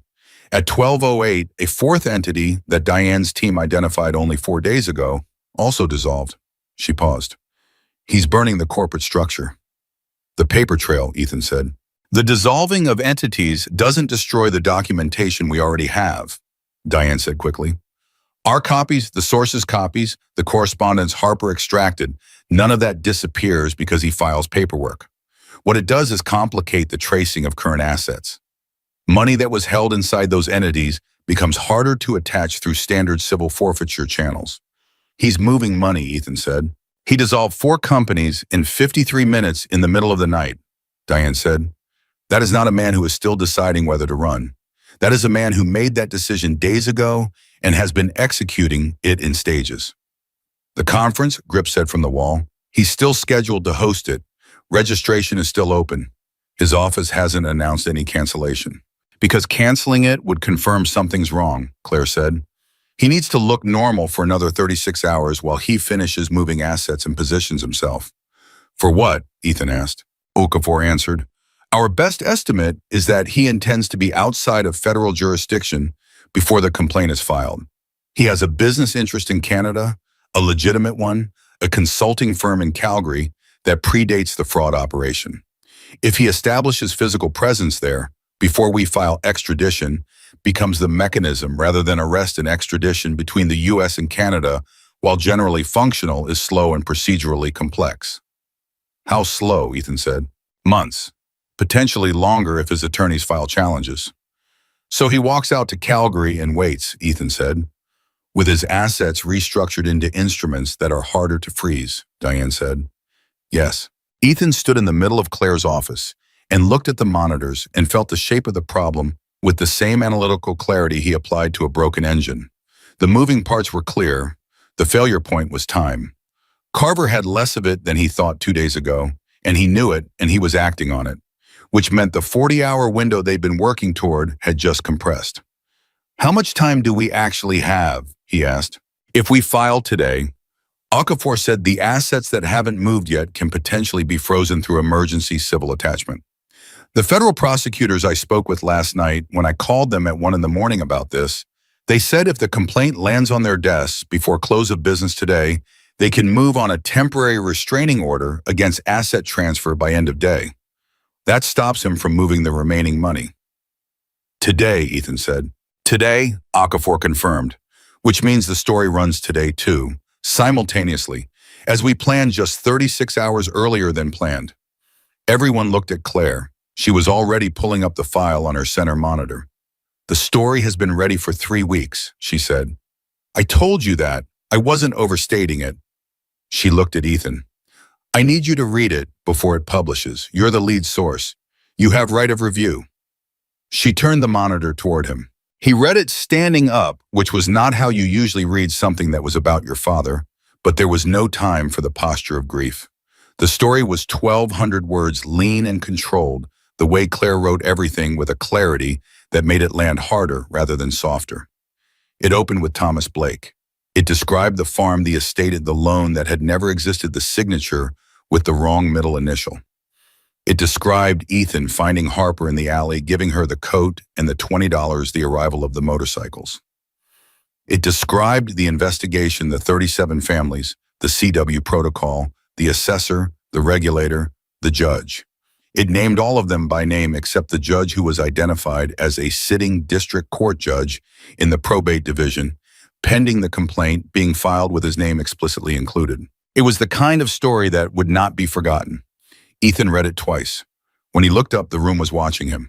The last paragraph, he said. Claire looked at her screen. The last paragraph read, Ethan Blake, a 43-year-old mechanic, didn't turn into that alley because he knew what he'd find. He turned into it because it was the right thing to do, in the same way that his father worked that land for 30 years because it was the right thing to do. What was done to Thomas Blake's estate was done by men who calculated that grief was exploitable and that a working man's trust was a weakness to be monetized. They were wrong. It turns out that the son of a man like Thomas Blake is exactly the kind of man who doesn't walk past something that needs someone to stop. Ethan was quiet for a moment. You wrote this before you knew me, he said. I wrote the placeholder, Claire said. I filled in the details after I knew you. A pause. Is it accurate? Yes, he said. Run it. The next 4 hours were the most concentrated of Ethan's life. Okafor and his federal colleagues coordinated the complaint filing, which at its amended scope ran to 63 pages and named 17 individuals. Carver, the network attorneys, including Price, the assessor, the state banking regulator, the district court judge, and 11 other peripheral contacts from the correspondence. The RICO framing was explicit. The CW protocol was attached as Exhibit A.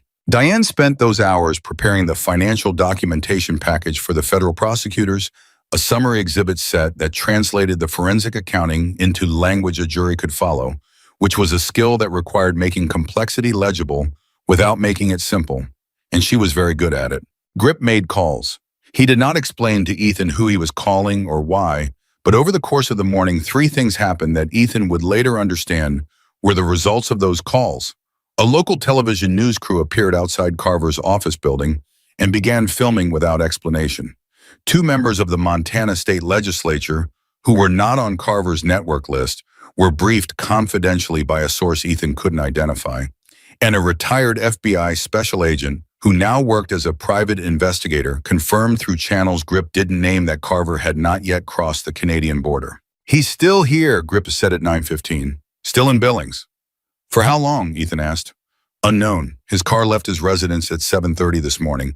His assistant called 3 conference vendors to confirm tomorrow's setup. He's maintaining the appearance. Until he doesn't, Ethan said. Until he doesn't, Grip agreed. At 10:40, Ethan's phone rang. It was a number he didn't know, different from the anonymous text, a full 10-digit number with a Billings area code. He almost didn't answer it. Then he thought about what kind of man doesn't answer the phone when things are in motion, and he answered it. Mr. Blake. The voice was smooth, measured with the particular quality of someone who has spent their professional life sounding reasonable in situations that weren't. My name is Richard Sallow. I represent Daniel Carver. Ethan said nothing. I wonder if you'd be willing to have a brief conversation, Sallow said. Before certain actions are taken, that would be difficult to walk back for everyone involved. I'm listening, Ethan said. He was already walking toward Claire, pointing at the phone, mouthing the word Carver. She was moving immediately, pulling out her own phone, calling Okafor. My client is aware of the investigation that has been assembled, Sallow said. He's also aware of your personal circumstances, the shop, the financial situation, the complexity of what you've been through since your father passed. He asked me to convey that he believes there may be room for a resolution that would address the concerns of all parties without the damaging and costly process of federal litigation. He wants to buy me off, Ethan said. A brief pause. He wants to explore whether the legitimate interests of the Blake estate can be addressed through a direct settlement that would be, my father's land was taken through a manufactured debt in a forged signature, Ethan said. 37 families lost property the same way. A county assessor helped it look legal. A state banking regulator closed the complaints that could have stopped it.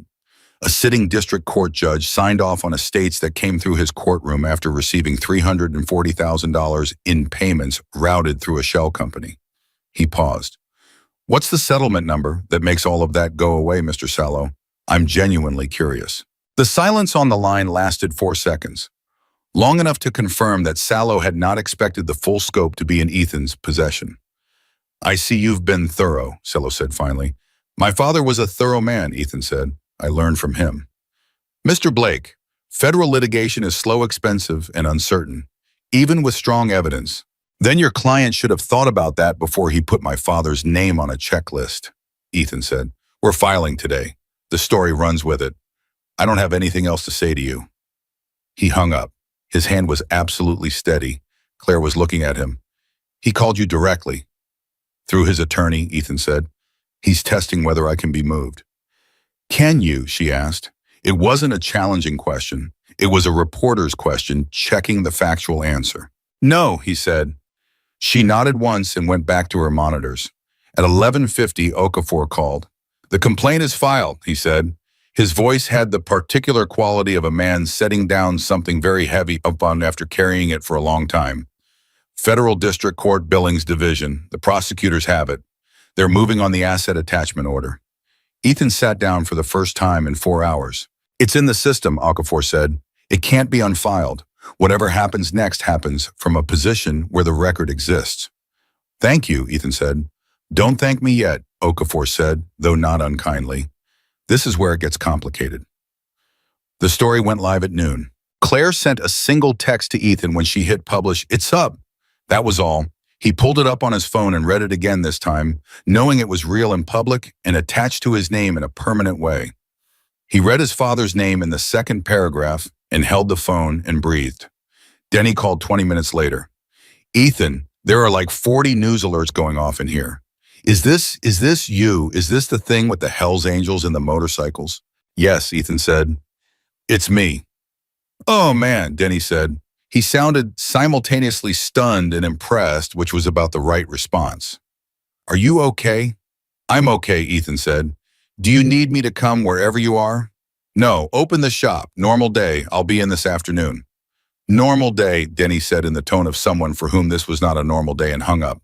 The calls and texts that followed over the next 2 hours were a kind of controlled avalanche.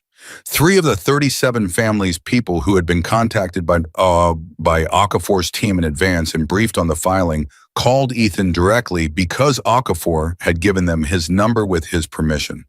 These were brief calls, each one difficult in its own way.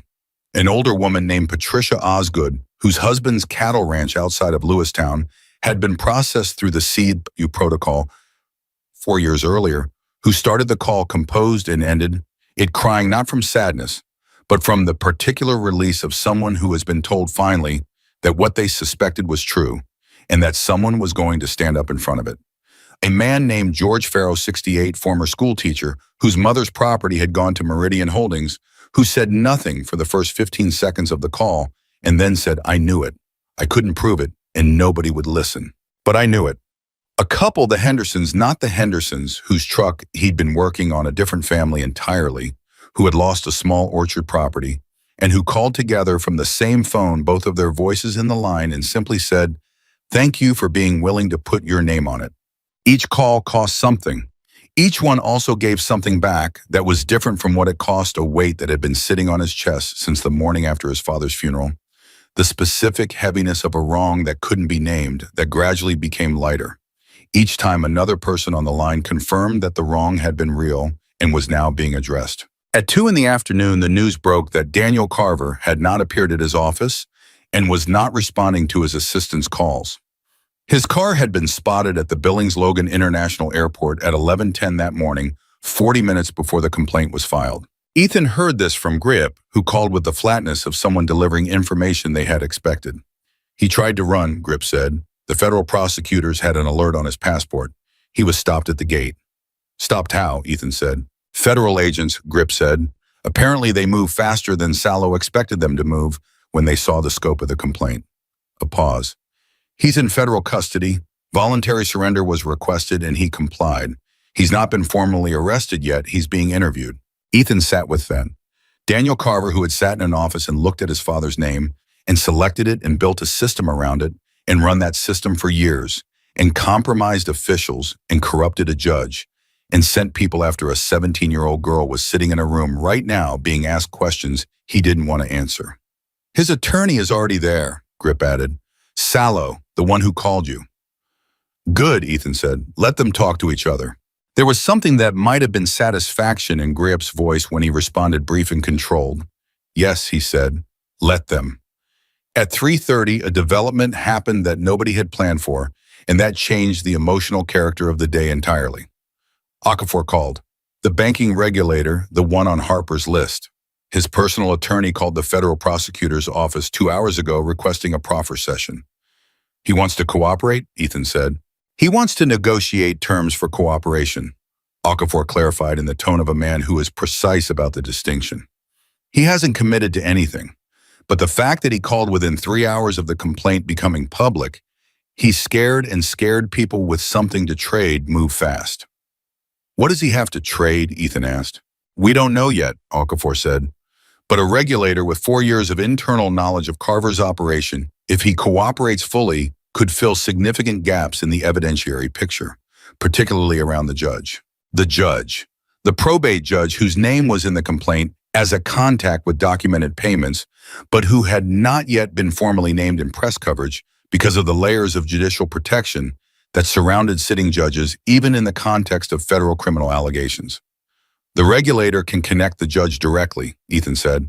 If he was present for or privy to the communications, Okafor said, which given his role in the network, he very likely was. Another pause. Ethan, I want to be careful about building expectations. Cooperation proffer sessions are preliminary. He may offer something valuable or he may offer very little. We won't know for several days.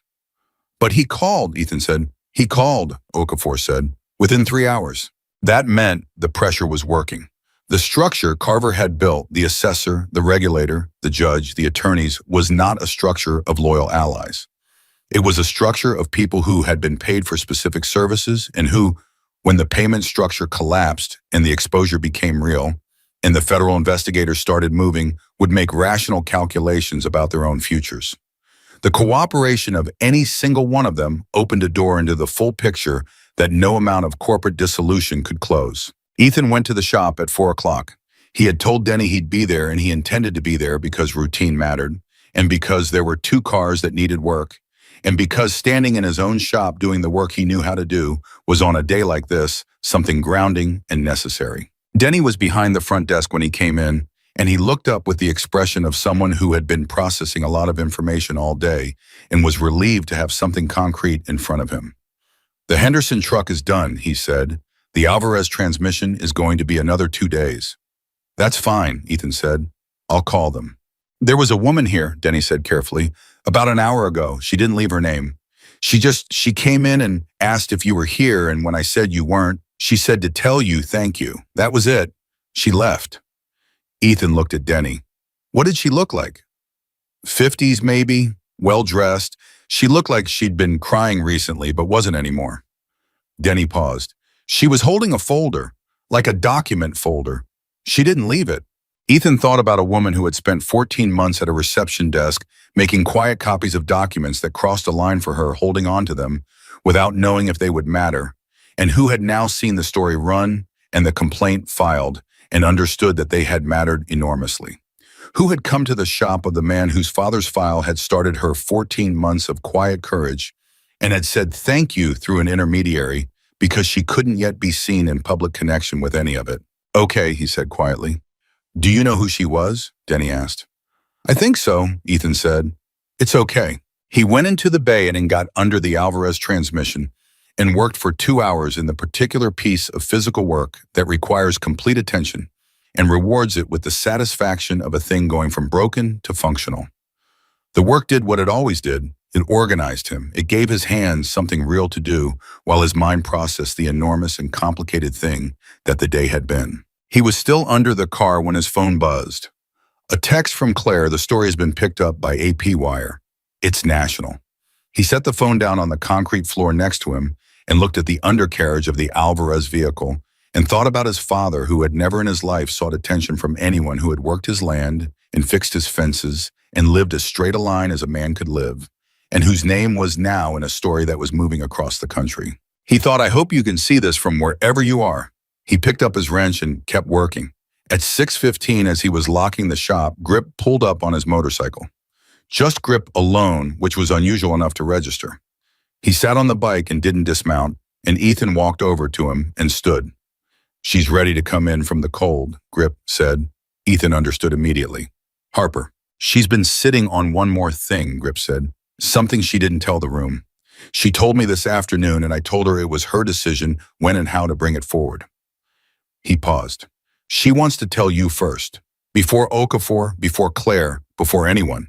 She said you've earned the right to hear it first." "When?" Ethan said. "Tonight if you're willing."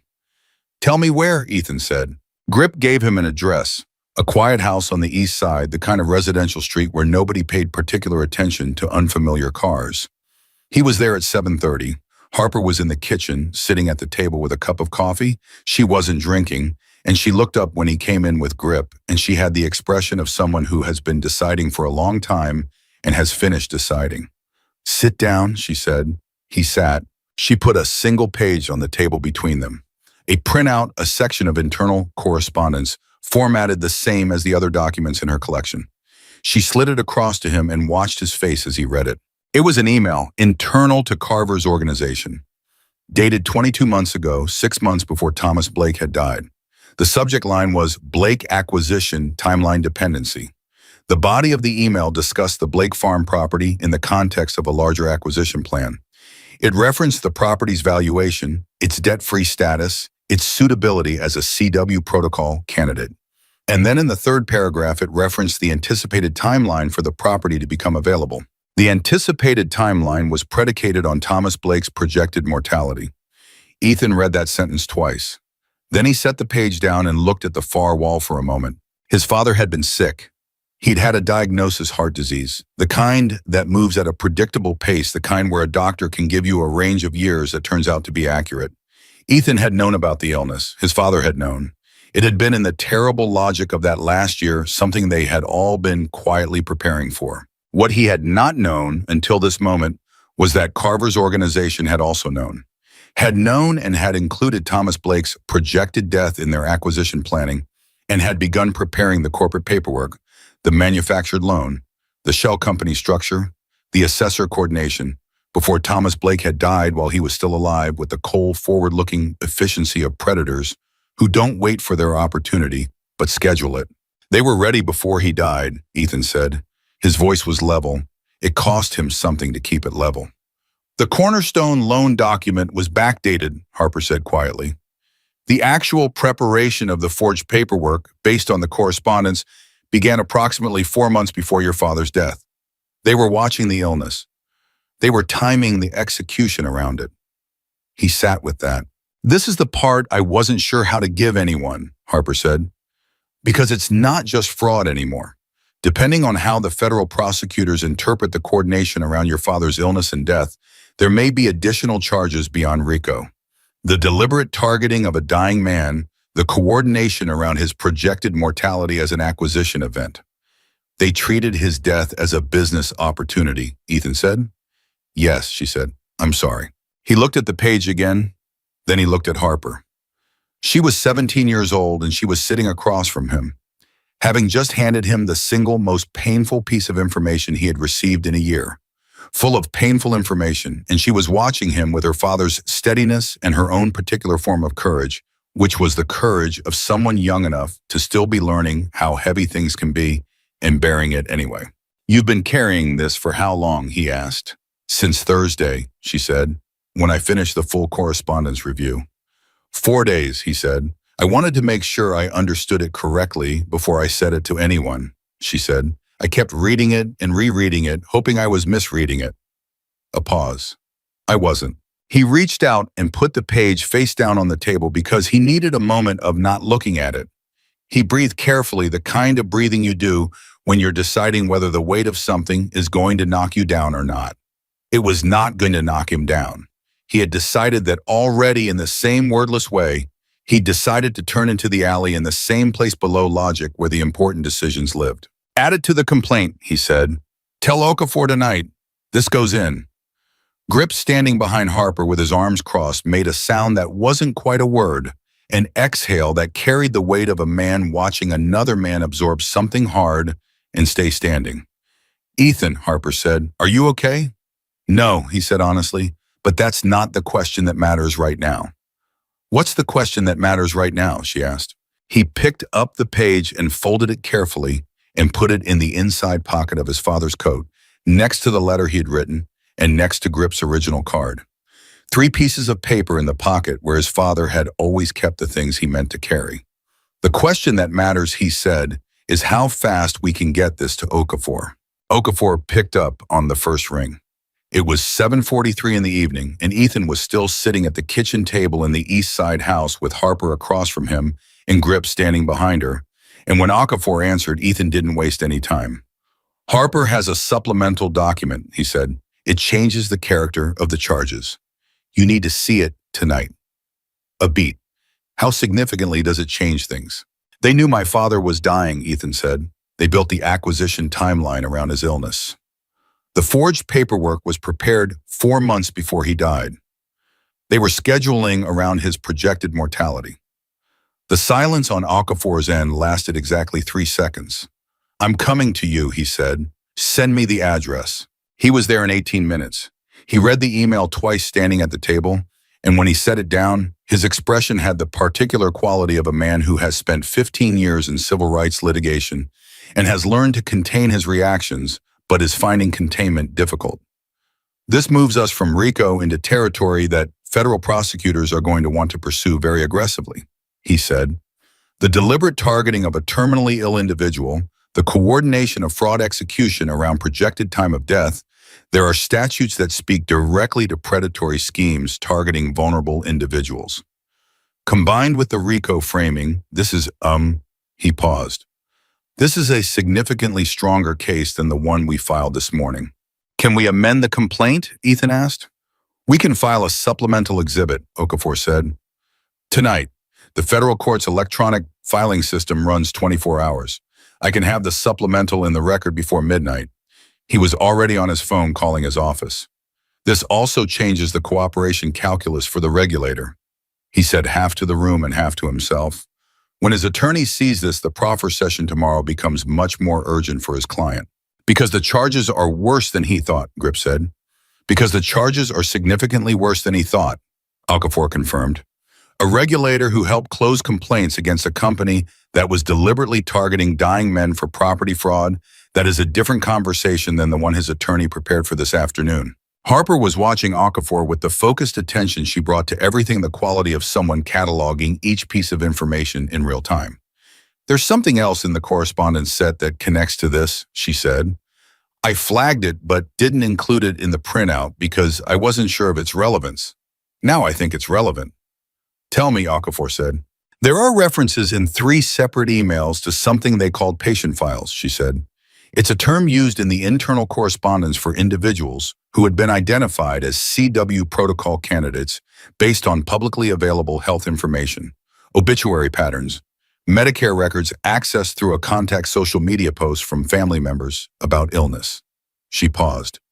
They had a monitoring system for sick people, people with terminal diagnoses whose properties met their acquisition criteria. They were watching them and waiting. The room held that. A monitoring system, Claire said. She had arrived 10 minutes after Okafor called by Grip, and she was standing near the door with her notebook open and the particular stillness of a journalist who has just heard the sentence that makes a story into something historic. They were actively surveilling terminally ill property owners. Through Medicare records, Diane said. She had come with Claire, and she said the words with the flat precision of someone who understands exactly what unauthorized access to federal health records means in a legal context. That's not a financial crime anymore. That's a federal privacy violation on top of the fraud and the RICO. That's multiple agencies. How many names in the patient files? Okafor asked Harper. I counted references to approximately 60 individual files, Harper said. The 37 documented cases are a subset. There were others that were being monitored who died before the scheme was fully operational or whose estates closed in ways that didn't provide an opportunity. And there are current files, people who are still alive, still being watched, still on the list. The sentence landed with the force of a door swinging open onto a much larger room than anyone had expected. There are active targets, Ethan said. Yes, Harper said. People who are sick right now, he said. Whose names are in files in Carver's system. who don't know they're being watched. Yes, she said again. Ethan stood up. The chair scraped back, and he stood, and he looked at Okafor, and the look contained everything that needed to be said without needing to say it. This can't wait for the standard filing process, he said. If Carver is in federal custody and his operation is in the process of collapsing, whoever is managing those active files is going to either run or start cleaning house.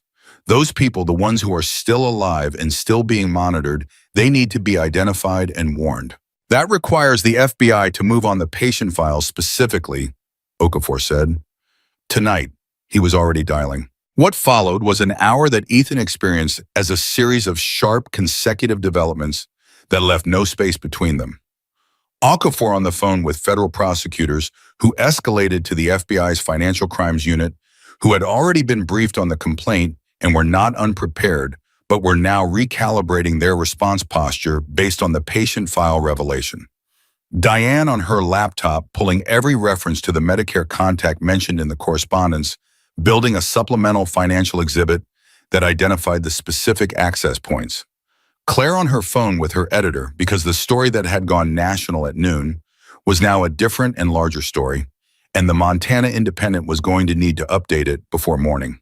Grip stepped outside to make calls Ethan couldn't hear. He came back in 15 minutes later and said 2 words, "It's moving." Ethan didn't ask what specifically was moving. He understood that Grip operated through channels that were adjacent to the official ones. Not illegal, not in opposition, but running parallel in ways that sometimes move faster and sometimes reach places that official channels couldn't reach in time. He had learned to trust that the movement was in the right direction. At 10:15, Okafor came back into the kitchen from the hallway where he'd been on the phone for 40 minutes and sat down with the particular heaviness of someone who has been running hard and has just crossed the finish line of one race in order to begin another. The FBI is formally opening a separate investigation into the patient file surveillance, he said. It will run parallel to the RICO prosecution. The Medicare contact the person inside the system who was providing access to the health records. The FBI has identified them based on the correspondence references and will be interviewing them tonight. The active targets, Ethan asked. The FBI is working to identify them from the files that were seized from Carver's office when he was taken into custody this afternoon, Okafor said. His office was searched under an emergency warrant that the prosecutors filed when the patient file information came in. There are physical files in that office. A pause. They found them. They're going through them now. Ethan sat back.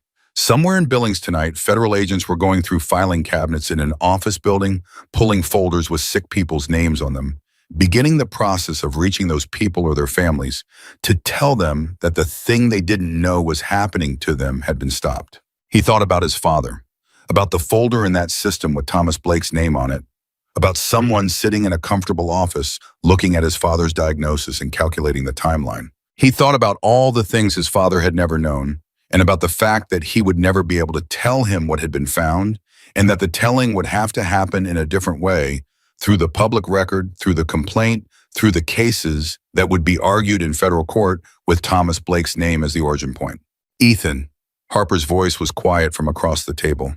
He looked at her. She was watching him with an expression that was for the first time in all the days since the alley not waited with the immediate urgency of the next thing. The next thing had been handed off to the people and institutions equipped to carry it. What remained in the space that created was something more personal and harder to name. "How are you doing?" she asked. Not the version of the question that means, "Are you operationally functional?" The real version. "I'm okay," he said. And then because she deserved the honest answer, "I will be." She nodded. She understood the distinction. "I keep thinking about the fact that you turned into that alley," she said. "That specific night, I'd been running for 6 hours. I was in 4 different places before that alley, and I left each one because I heard something or saw something that scared me. That alley was the 5th place. I was so cold I couldn't think straight. I decided I was just going to stay there until morning and figure it out when the sun came up." She looked at her hands. "If you'd walked past, if you'd done the rational thing and kept going, I don't know what would have happened to the documents. I had them in my bag, but I was barely functional. I might have made a bad decision. I might have tried to move again and run into the people who were looking for me. But I didn't walk past, Ethan said. No, she said. You didn't. She looked up at him. Why didn't you? I've been thinking about it since that night. You had no reason to stop. It was late, it was cold, you were tired. The rational calculation was to keep walking. He thought about how to answer that, about his father's voice, about the lesson that lived below logic. Because the sound I heard in that alley was the sound of something hiding, he said. And I was raised to stop when I hear that. Because a thing that's hiding is usually a thing that needs help, and I can't walk past something that needs help. I've tried, I'm not built for it. Harper looked at him for a long moment. Then she said, My dad said you were the most dangerous kind of good man. Ethan blinked. Dangerous? He meant it as a compliment, she said. He said most good men are good in circumstances that don't cost them anything. The dangerous kind are good when it costs everything, because you can't predict them, you can't buy them, and you can't scare them off. A pause. He's not wrong. Grip came back into the room at that moment as if he'd heard his name, and he looked at his daughter and then at Ethan and said nothing for a moment. Then he said, the conference. Carver's conference, Claire said, tomorrow. It's still on the books, Grip said. His assistant hasn't canceled it because she's not authorized to make that decision, and there's no one above her left to make it. The venue is still set up, the catering is still ordered, and approximately 200 people, financial industry contacts, legislators, local officials are still planning to attend an event hosted by a man who is currently in federal custody. He paused. Claire looked at him. Yes. I think someone should be there tomorrow, Grip said, when the 200 people walk in and find out. Claire was already reaching for her phone. What happened at the Billings Financial Conference the following morning was, depending on your perspective, either a collapse or a revelation. The guests arrived in the ordinary way of people attending an industry event, parking their cars, making small talk, checking their phones for messages. The catering staff were setting up. The venue was prepared.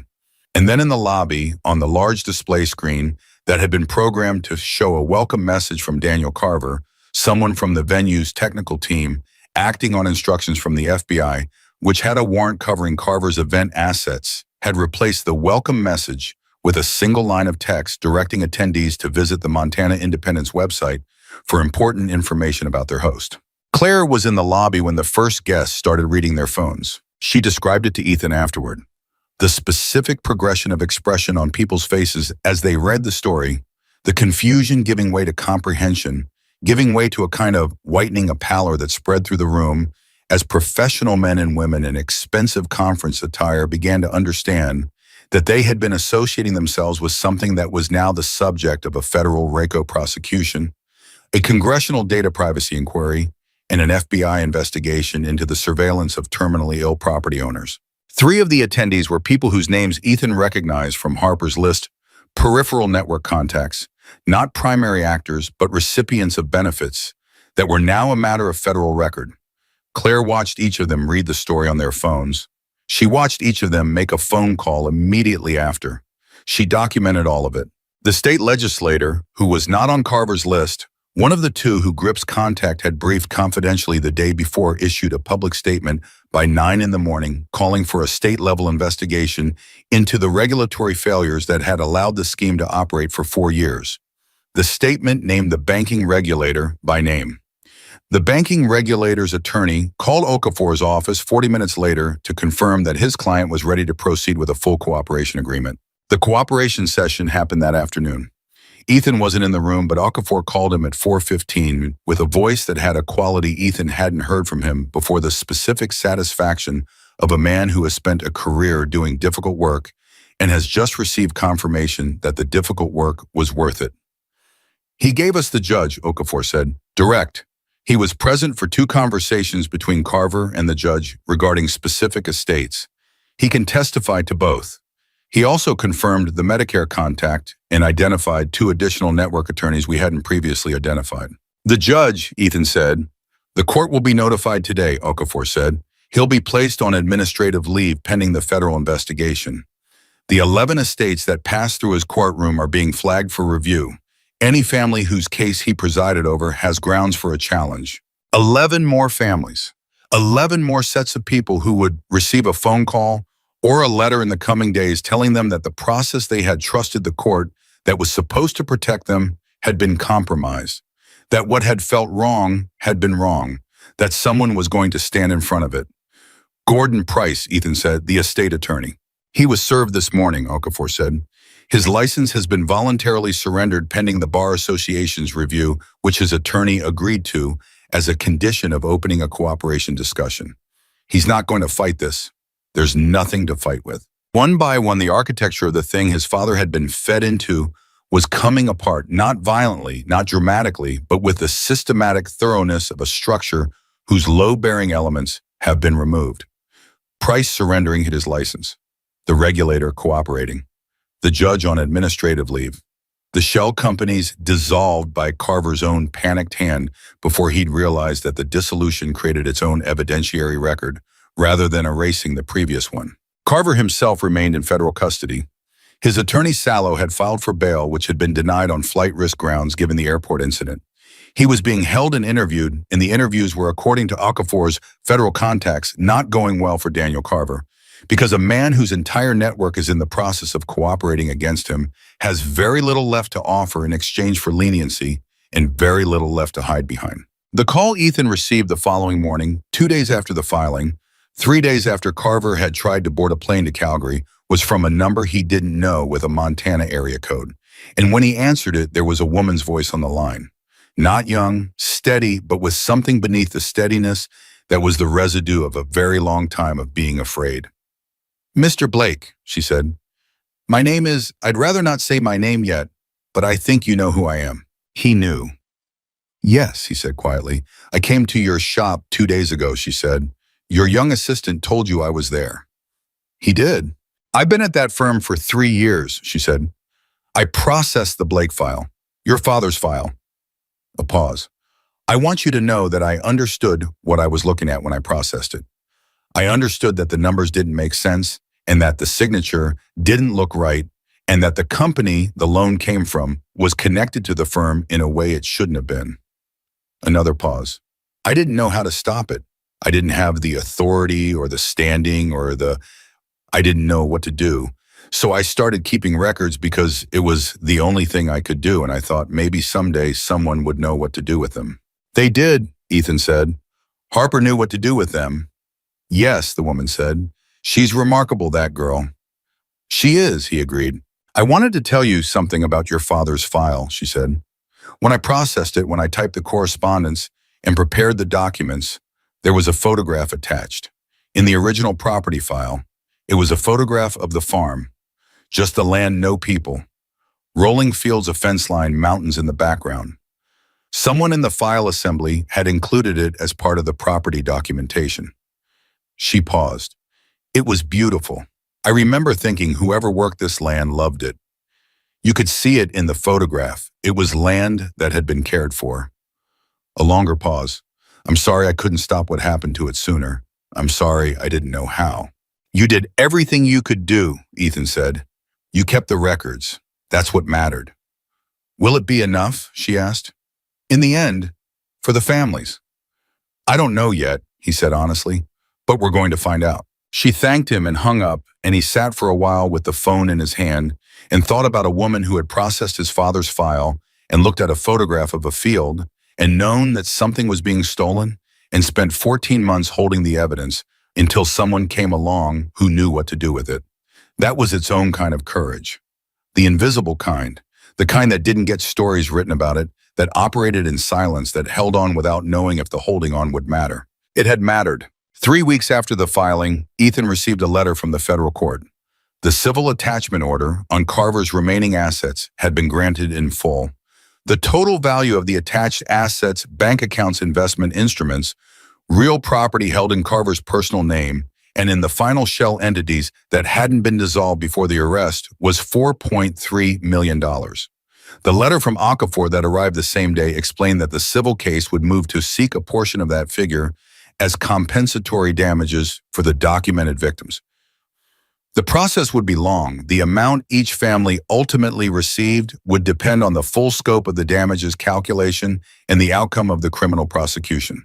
But the money existed was frozen and was being held by the court for exactly this purpose. Ethan sat at his kitchen table and read that number 4.3 million and thought about 37 families and about the Blake farm selling for $210,000 when it was worth $340 and about a $170,000 gap that had been extracted from his father's death like water from a cloth.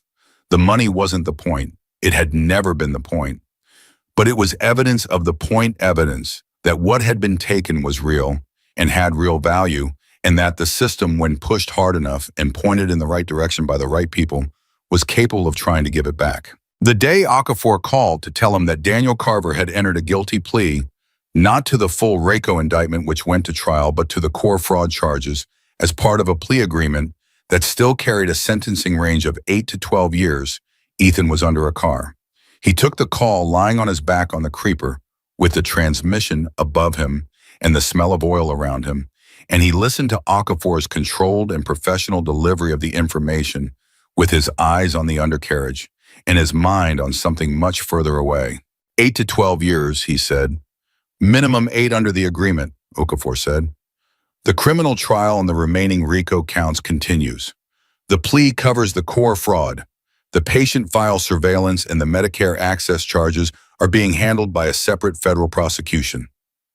The judge, Ethan asked. Federal grand jury returned an indictment last week, Okafor said. He stepped down from the bench. The 11 estates are under formal judicial review. A pause. Price lost his license. The assessor resigned and is cooperating. The regulator received a reduced sentence recommendation in exchange for his testimony. He paused again. Ethan, the case your father's estate made possible, I want you to understand the scale of this. The CW protocol documentation alone has triggered investigations in 3 states. The patient file surveillance has led to a federal legislative proposal on property protection for terminally ill individuals. This doesn't end with Daniel Carver's plea. This becomes the case that changes the legislation. Ethan was quiet for a moment. My father would have found that very uncomfortable, he said. He didn't like attention. I know, Okafor said. And he said it in a way that meant he did know that in 15 months of working this case, he had come to know Thomas Blake through his documents and his land, and his son the way you come to know someone through the impression they leave on everything they touched. But I think he would have liked the outcome. Yes, Ethan said. I think he would have.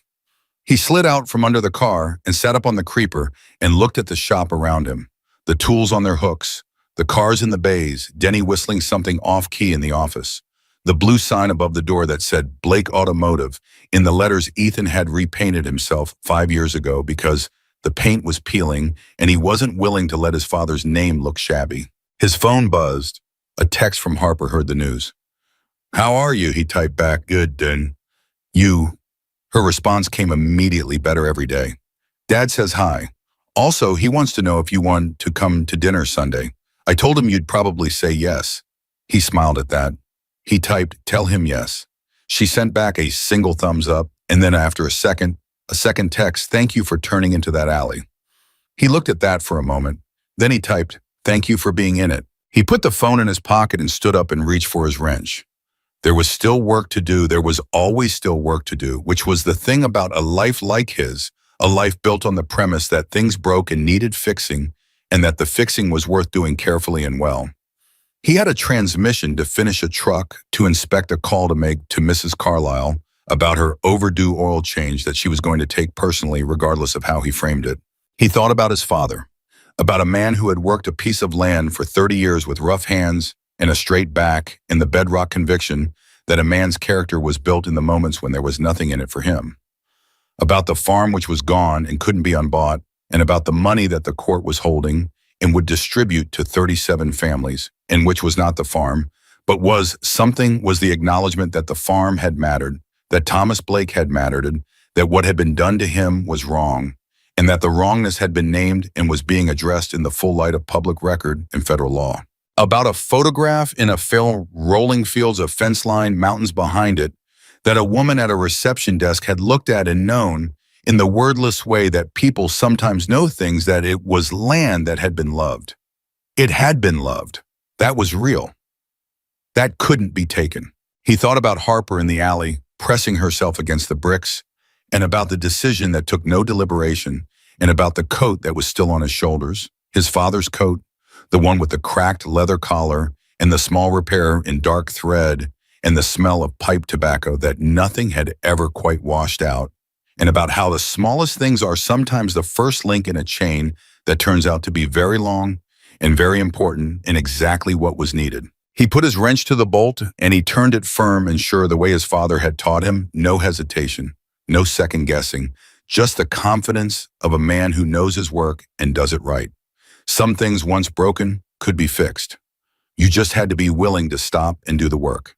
You had to be the kind of man who didn't walk past. Ethan Blake was exactly that kind of man, and because of it, 37 families were no longer alone in the dark.